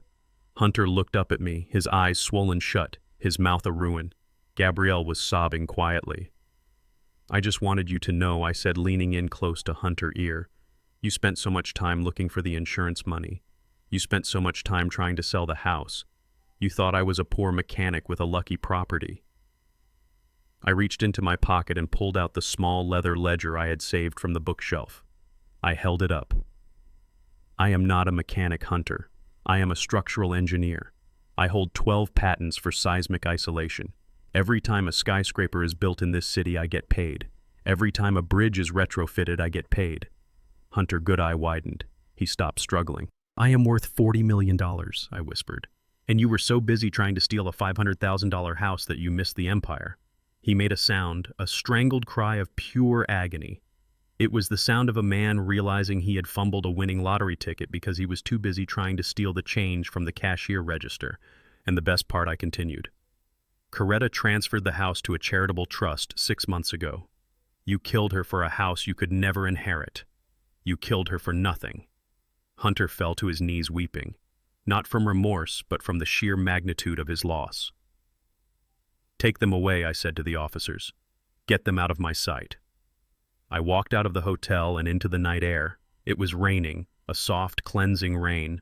I let it wash over my face. I was alone. I had no wife. I had no daughter, but I was alive. And I had a grandson to find. The war was over. The rebuilding could begin. The ballroom was in chaos, a symphony of flashing cameras and murmuring voices that rose to a fever pitch. Hunter was on his knees, his expensive suit ruined by the dust of the stage and his own blood. The police officers held him firmly, but he was thrashing like a wounded animal fueled by a mixture of adrenaline and pure denial. He looked up at me, his face a mask of purple bruises and swelling, but his eyes were still burning with that same arrogant fire. He could not accept defeat. He could not accept that the man he had tormented for months, the man he had dismissed as a senile relic, was standing over him as a conqueror. You are lying, Hunter screamed, spitting blood onto the pristine white stage. Do not listen to him. He is insane. He is a broke mechanic who spent his life fixing carburetors in a garage. He has nothing. That house is a teardown. He is hallucinating. He thinks he is rich, but he is just a senile old man living on a pension. Check his bank accounts. He has nothing. The crowd quieted slightly, waiting to see how I would respond. Hunter's words hung in the air, desperate and shrill. He was trying to reclaim the narrative, trying to paint me as the villain one last time. He was betting everything on the assumption that he knew me. He thought he knew Elijah Freeman, the man who wore stained cardigans and drove a 20-year-old truck. I reached into the inside pocket of my jacket. The movement was slow and deliberate. I pulled out the ledger. It was a small book, bound in cracked black leather, the pages yellowed with age. It looked like trash. It looked like something you would find in a bargain bin at a flea market. Hunter sneered when he saw it. Look at that! Hunter laughed hysterically. What is that, Elijah? Your diary, your grocery list. You are pathetic. I walked to the edge of the stage. I held the book up so the light caught the worn leather. You asked who I am. Hunter, I said, my voice calm and projecting to the back of the room without a tremor. You told everyone I was a mechanic. You told everyone I fixed cars. I opened the book to the first page. I did fix things. I continued. But I did not fix cars. I fixed cities. I turned the page, my finger tracing a line of faded ink. In 1982, I developed a variable friction damper system for high-rise construction. It prevents buildings from swaying in high winds. I sold the patent to a multinational firm for $2 million and a 4% royalty on every unit installed. A gasp went through the room. I saw a man in the front row, a prominent architect whose firm was based in the city, adjust his glasses and lean forward. In 1990, I turned the page again, the sound of the paper crisp in the silence. I designed a retrofitting technique for reinforced concrete bridges. It is currently used on the Golden Gate Bridge and the Brooklyn Bridge. That patent still yields 6 figures a quarter. Hunter stopped struggling. His mouth hung open. The blood on his chin was forgotten. You see this hotel? I asked, stomping my foot on the stage floor. The impact echoed through the room. You are standing in the Grand Hotel. When they built this extension 5 years ago, they discovered the soil was unstable. They were going to cancel the project. They called me. I designed the pile foundation system that keeps this roof from collapsing on your head right now. I looked directly at the architect in the front row. Ask him, I said, pointing. Ask Mr. Henderson, who consulted on the foundation of the Grand. Mr. Henderson stood up slowly, looking at me with wide eyes. "My God," he whispered. "You are E. Freeman. We thought you were a firm. We thought you were a team of engineers in Zurich. We never met you. All the checks went to a blind trust. I am the firm," I said, "and I am the trust." I turned back to Hunter. He looked like he had been hit by a truck. The reality was crashing down on him harder than my fist ever could. The man he had tried to kill for a few $100,000 was the invisible architect of half the city skyline. "I hold 12 active patents, Hunter," I said, flipping through the pages of the ledger. "I own commercial real estate in 3 states. I have investments in tech firms that you use every day. I do not live in a brownstone because I have to. I live there because I built it with my own hands for the woman I loved. I live there because it is home." I closed the book with a snap. "You called me a broke mechanic. You called me a burden. You wanted to steal my pension checks." I leaned down, getting close to his face again so he could see the truth burning in my eyes. "I am worth $42 million, Hunter, and you just threw away the only winning lottery ticket you ever held." Hunter let out a sound that was not human. It was a keen of pure agony. It was the sound of a man watching a mountain of gold turn to ash in his hands. He slumped in the arms of the police officers, his legs giving out. He realized that if he had just been a decent human being, if he had just loved his wife and respected his in-laws, if he had just waited, he would have had everything. He would have been the heir to an empire. Instead, he was a murderer going to prison with nothing. But I was not done. The money was only half the story. There was still the matter of the house, the brownstone that started it all. Gabrielle was standing near the police van, sobbing into her hands. She looked up when she heard the number 42 million.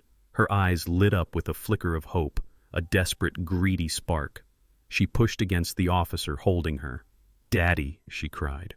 "Daddy, I did not know. I am sorry. Please. We can fix this. I am your daughter. You cannot let them take me. I will be good. I promise." She thought the money could save her. She thought that because I was rich, I could buy her freedom. She thought she could still get a piece of the pie. I walked over to the edge of the stage, looking down at her. "You want the money, Gabrielle?" I asked. "You want the inheritance?" "Yes, Daddy, please," she begged, nodding frantically. "I will do anything. And the house I asked, the brownstone you wanted to sell, the one you said was an eyesore, the one you wanted to whitewash." She hesitated, sensing a trap, but her greed pushed her forward. "It is a beautiful house, Daddy. We can keep it. We can renovate it. Just get me out of here." I laughed. It was a cold, dry sound. "You cannot have the house, Gabrielle. Nobody can." I pulled another document from my jacket pocket. It was a copy of the deed transfer stamped and notarized 6 months ago. "Your mother knew," I said, my voice breaking slightly at the mention of Coretta. "She knew what you were doing. She knew you were poisoning her. And she knew you would come for the house the moment she was gone. So she made a decision." I held up the document. 6 months ago, Coretta Freeman transferred the deed of the property at 424 Maple Street to the Coretta Freeman Charitable Trust. Gabrielle's face went slack. "What?" "It is not a house anymore," I said. "It is a shelter. It is a safe haven for victims of domestic abuse and elder financial exploitation. It belongs to the city now.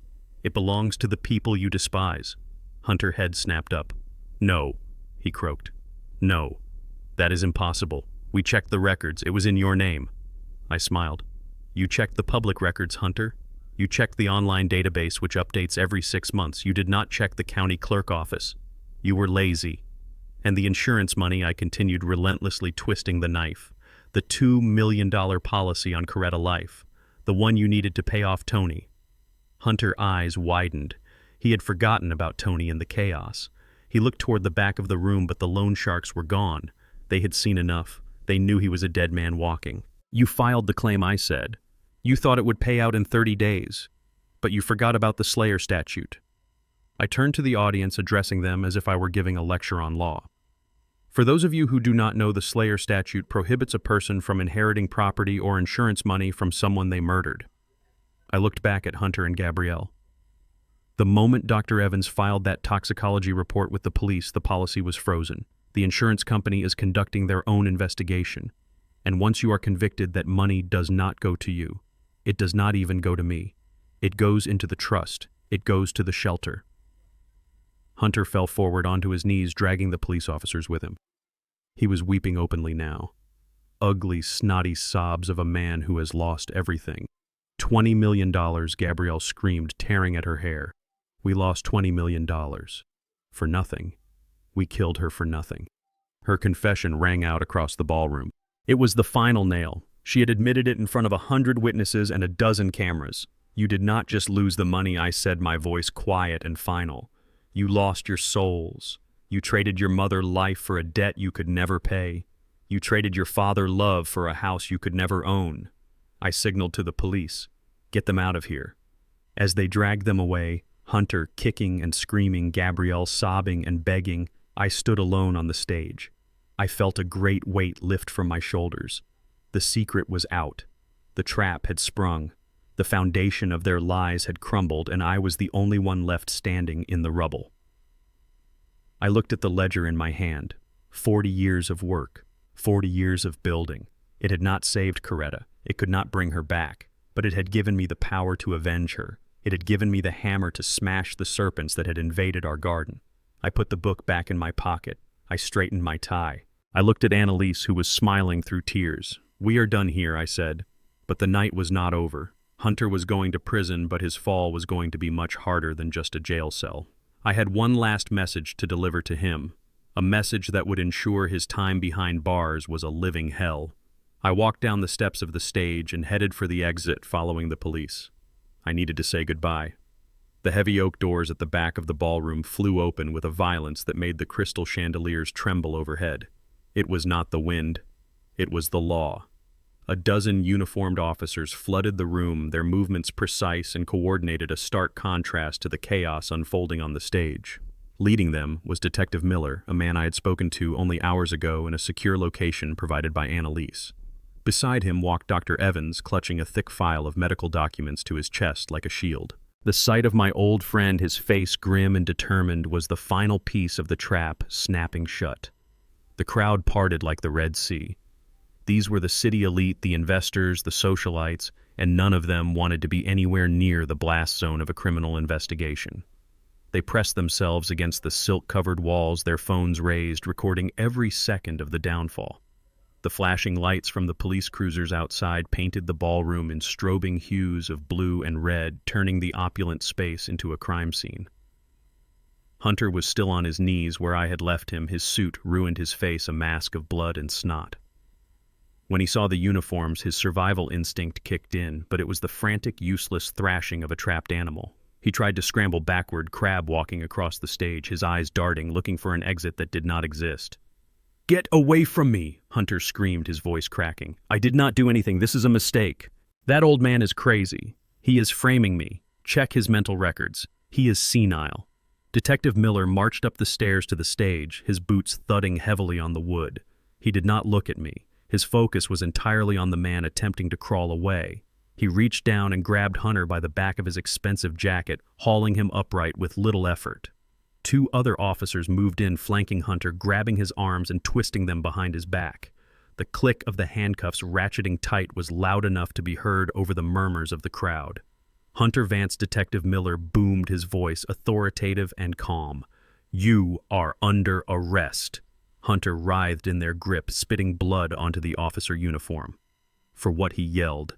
"I want my lawyer. You cannot touch me. Do you know who I am? We know exactly who you are," Detective Miller replied, pulling a folded paper from his pocket. He snapped it open and began to read. "You are charged with the first-degree murder of Coretta Freeman." The words hung in the air, heavy and absolute. Hunter stopped struggling. His body went limp as if his skeleton had suddenly dissolved. The charge was not fraud. It was not elder abuse. It was murder, the ultimate crime. The crowd gasped, a collective intake of breath that sounded like a vacuum. The detective continued reading relentlessly. "You are also charged with conspiracy to commit murder against Elijah Freeman, attempted murder, elder abuse, fraud, forgery, and racketeering." Hunter looked at Dr. Evans, who was standing at the edge of the stage. Dr. Evans held up the toxicology report, the red graph lines visible even from a distance. "I found the arsenic, Hunter," Dr. Evans said, his voice cutting through the silence. "I found the receipts. I found the supplier you paid in cash. And I gave it all to the police." Coretta body told us everything. Hunter's face crumbled. The arrogance, the entitlement, the belief that he was smarter than everyone in the room, it all shattered. He looked at me, his eyes pleading for a mercy he had never shown my wife. "Elijah," he whimpered. "Elijah, tell them. Tell them it was an accident. Tell them I took care of you." I looked at him. I looked at the man who had mixed poison into my wife's breakfast every morning for 6 months. I looked at the man who had laughed about selling my home to civilized people. "You took care of nothing," I said, my voice cold. "You dug 2 graves, Hunter. But you forgot to check if we were actually dead before you tried to bury us." "Take him away," Detective Miller ordered. As they dragged Hunter off the stage, his feet dragging uselessly behind him, the reality of his future settled in. He was not going to a country club prison. He was going to a maximum security facility where his soft hands and expensive suits would make him prey. He screamed my name one last time before the heavy double doors swallowed him up, leaving only the echo of his desperation. But the night was not over. There was one more loose end, one more betrayal that needed to be addressed. Gabrielle was kneeling on the stage floor where she had fallen when the police arrived. She was not handcuffed yet. She watched her husband being dragged away, her eyes wide with terror, but as soon as the doors closed, a shift occurred in her demeanor. I watched it happen. I watched the calculation behind her tears. She saw that the ship was sinking, and she decided she was not going down with the captain. She turned her gaze to me. She wiped the snot from her nose with the back of her hand. She fixed her hair. She composed her face into a mask of tragic victimhood. She crawled toward me on her knees, ignoring the officers who were moving to intercept her. She reached out her hands, trembling perfectly. "Daddy," she sobbed, her voice pitching up into a register she hadn't used since she was 10 years old. "Daddy, thank God. Thank God they took him." I stood still, looking down at her. This was my daughter. This was the baby I had rocked to sleep when she had colic. This was the girl I had taught to solve math problems. This was the woman who had watched me eat canned tuna in a dark room and laughed about it. "He made me do it, Daddy," she cried, grabbing the hem of my trousers. "You have to believe me. Hunter is a monster. He beat me. He threatened me. He said he would kill me if I did not help him. I was so scared. I just wanted to protect you." She buried her face against my leg, weeping loudly. It was a performance worthy of Broadway. It was the act of a woman who thought she could manipulate her way out of a murder charge because she was daddy little girl. She thought I was still the soft father who couldn't say no to her. She thought my love was a weakness she could exploit one last time. I looked at Annalise standing nearby. Her face was hard, unyielding. She knew the truth. She had seen the videos. She knew there was no coercion in those recordings, only eager participation. Gabrielle looked up at me, her eyes shining with tears that looked real enough to fool anyone who hadn't seen her true face. "Please, Daddy, tell them. Tell them to let me go. I am the only family you have left. Mom is gone. Hunter is gone. It is just us now. We can start over. We can fix up the house together. Just you and me. Like it used to be. Just us." That was her play. She was banking on my loneliness. She was banking on the fear of an old man dying alone. She thought the prospect of solitude would terrify me enough to forgive the unforgivable. I reached down. Gabrielle's eyes lit up with hope. She thought I was going to pull her up. She thought I was going to hug her. I grabbed her hands, the hands that had thrown away her mother clothes, the hands that had signed the fraudulent papers. I peeled them off my leg. I held them for a second, feeling the warmth of her skin, the pulse in her wrists. "You are right, Gabrielle," I said, my voice soft but devoid of warmth. "Your mother is gone." "Yes," she nodded eagerly. "Yes, and we have to honor her memory. She would want us to be together. She would want you to forgive me." I dropped her hands as if they were covered in filth. "Your mother died to save me," I said, my voice rising, filling the silent ballroom. "She drank poison every day to buy my life, and you knew." Gabrielle flinched. "Daddy, You knew," I roared. "You watched her wither away. You watched her vomit blood. And you did nothing. You did not call the police. You did not call a doctor. You calculated how much her life insurance would cover of your husband's gambling debts." I stepped back, putting distance between us.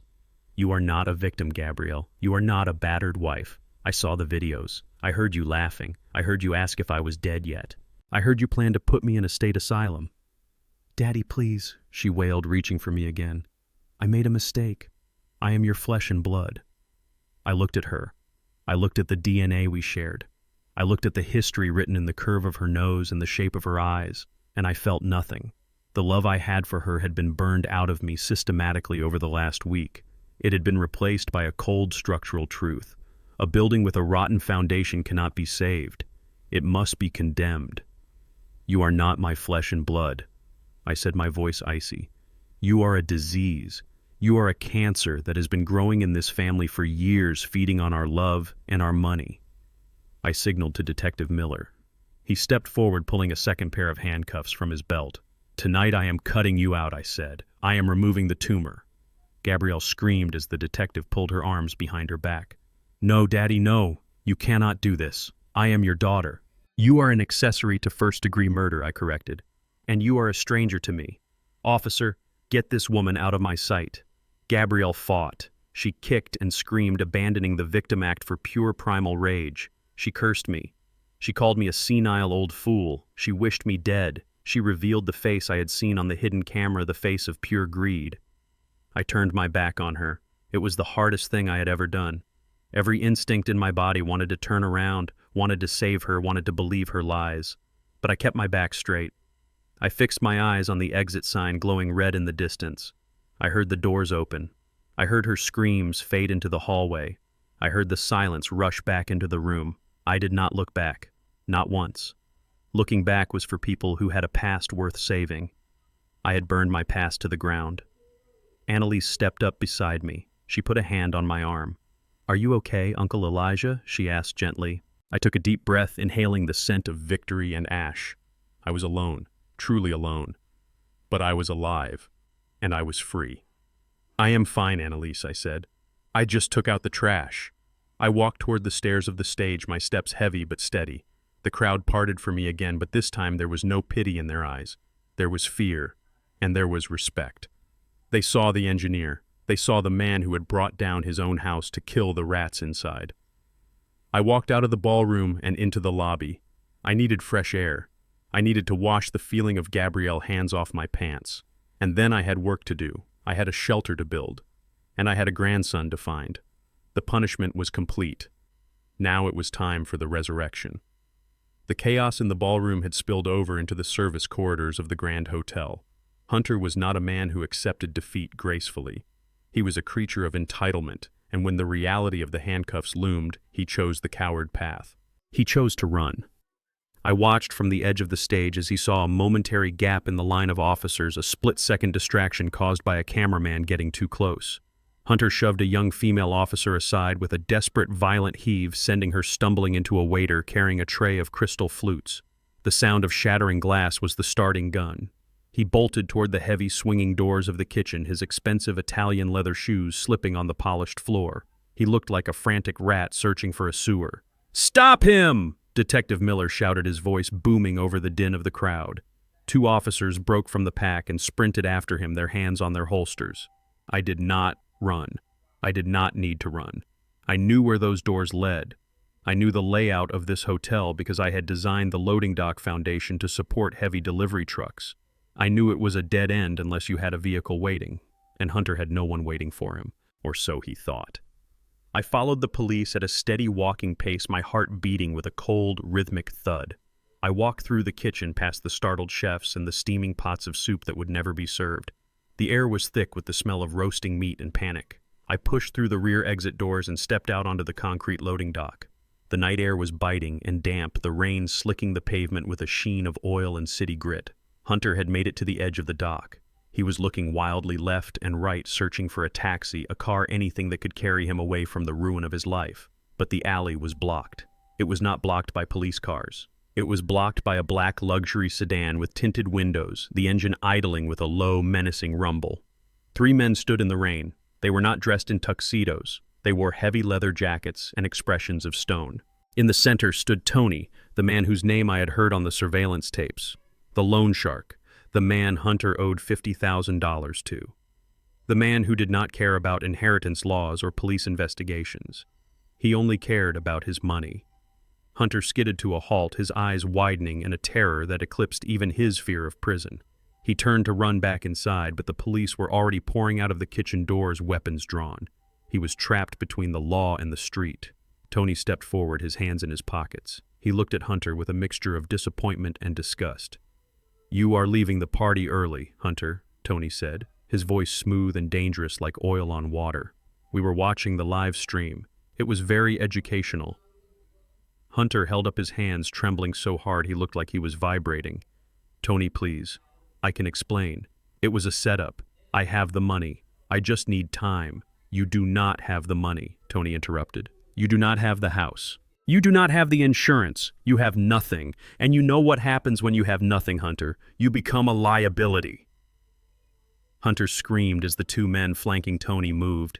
It was a blur of violence. They did not care about the police standing 20 feet away. They did not care about the cameras that might be watching. They wanted to send a message. One of the men struck Hunter in the stomach with a force that lifted him off his feet. Hunter folded in half, gasping for air that would not come. The second man kicked his legs out from under him, sending him crashing onto the wet concrete. It was brutal. It was efficient. It was the consequences of a life lived on borrowed money and borrowed time finally coming due. Hunter curled into a fetal position, trying to protect his head as the blows rained down on him. He screamed for the police. He begged the officers to save him. "Help me!" he shrieked, blood spraying from his lip. "Arrest me. Please. Just arrest me." Detective Miller signaled his team. "Police, get down on the ground," he shouted, moving in with his weapon raised. The loan sharks stopped instantly. They backed away, their hands raised in mock surrender, their faces bored.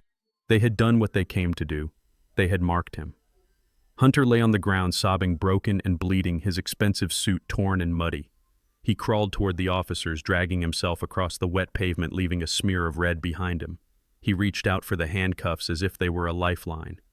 "Save me," he whimpered. "Do not let them touch me again." The officers swarmed him, hauling him up roughly. They slammed him against the wall of the loading dock and cuffed his hands behind his back. Hunter did not fight them this time. He sagged against the brick wall, weeping openly, his spirit completely shattered. The arrogance was gone. The pride was gone. All that was left was a terrified man who had realized too late that he was not the shark he thought he was. He was just the chum. I walked past the officers, past Tony, who gave me a slight respectful nod, which I did not return, and stood in front of Hunter.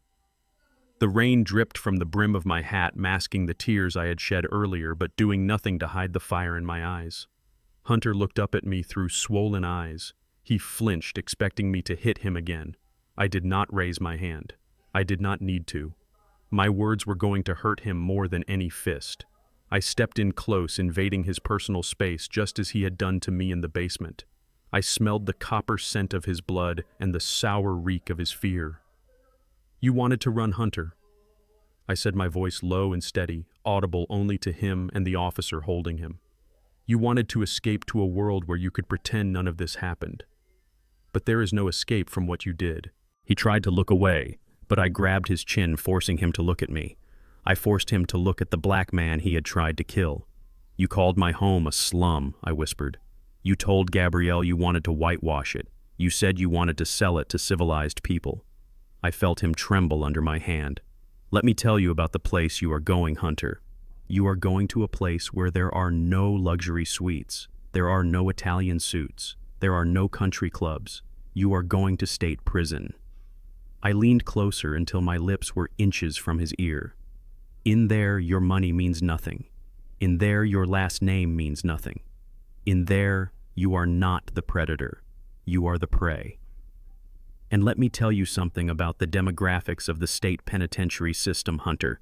You are going to be the minority. You are going to be the outsider." I let go of his chin and stepped back, wiping my hand on my coat. "You hated my skin," I said, my voice rising just enough to be heard over the rain. "You hated my history. You thought you were better than me because of the color of your face. Well, good luck with that attitude in a cage. I hope you find some civilized people in there to talk to." Hunter let out a low moan, a sound of pure despair. He knew I was right. He knew that his soft hands and his entitlement would make him a target. He knew that the racism he had hidden behind closed doors would be his undoing in a place where tribal lines were drawn in blood. "Get him out of here," Detective Miller said, his voice disgusted. The officers grabbed Hunter's arms and marched him toward the waiting police van. He stumbled his legs, barely working, his head hanging low. He looked small. He looked weak. He looked like exactly what he was, a bully who had finally picked a fight he could not win. I watched as they shoved him into the back of the van. The metal doors slammed shut with a finality that echoed in my bones. It was the sound of a coffin closing. It was the sound of justice. Tony and his men got back into their sedan and drove away, disappearing into the rainy night. They would not be charged. Hunter was too terrified to testify against them, and the police had bigger fish to fry. They had a murder conviction to secure. I stood on the loading dock for a long time, watching the taillights of the police van fade into the distance. The rain soaked through my coat, chilling me to the bone, but I did not move. I needed to feel it. I needed to feel the cold reality of the night to wash away the heat of the last week. It was over. The threat was gone. The man who had poisoned my wife and planned my death was in chains. The daughter who had betrayed me was in custody. The house was safe. The legacy was safe. But as the adrenaline faded, a profound emptiness settled over me. I had won the war, but the cost had been catastrophic. I was the last free man standing, but I was standing in a graveyard of memories. I turned and walked back into the hotel. I had to face the press. I had to talk to the lawyers. I had to start the long, painful process of dismantling the life I had built and building a new one from the wreckage. But first, I needed to sit down. I needed to rest, because tomorrow I had a grandson to find. And that was a mission that would require a different kind of strength. The destruction of Hunter was complete. Now the reconstruction of Elijah Freeman could begin. The silence inside the brownstone was heavier than any steel beam I had ever lifted. For 40 years, this house had been a symphony of life. It had been filled with the sounds of Coretta humming gospel tunes in the kitchen, the thud of Gabrielle's little feet running down the hallway, and the creaking of the floorboards settling in the winter. Now it was just a structure, a shell. I walked through the empty rooms, my footsteps echoing against the bare walls. The police had finished their investigation. The crime scene tape was gone, but the stain of what happened here, the invisible residue of betrayal and poison, hung in the air like dust. I stood in the kitchen looking at the spot where the blender used to sit. I closed my eyes, and I could still see Hunter standing there smiling, mixing death into my wife breakfast. I could see Gabrielle sitting at the table watching it happen. I knew then that I could never sleep in this house again. I could never cook a meal here. I could never sit in my armchair and read a book. The foundation was cracked. Not the brick and mortar foundation I had reinforced with my own hands, but the spiritual foundation. A home is built on love and safety. This house had become a slaughterhouse of both. I called Annalise the next morning. She met me at the coffee shop down the street, looking tired but triumphant. We had won the legal battle, but now came the logistical war of dismantling a life. "Sell it," I said, pushing the deed across the table. Annalise looked at me, surprised. "Uncle Elijah, this is your masterpiece. You restored every inch of that place. It has been in the family for generations." "It is not a home, Annalise," I said, my voice steady. "It is a mausoleum. Coretta is gone. The daughter I thought I raised is gone. I cannot live in a graveyard." I told her the plan. I did not want the money from the sale. I had $42 million in the bank and 12 patents generating royalties while I slept. I did not need the cash from the brownstone. I needed to turn the site of my greatest pain into a source of healing.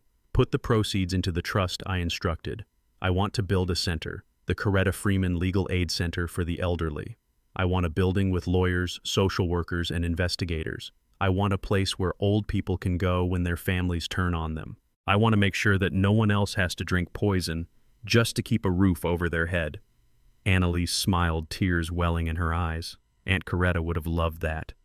We broke ground 3 months later. I designed the structure myself. It would be modern, full of light, with reinforced steel columns that could withstand an earthquake. It would be unbreakable, just like I had to be.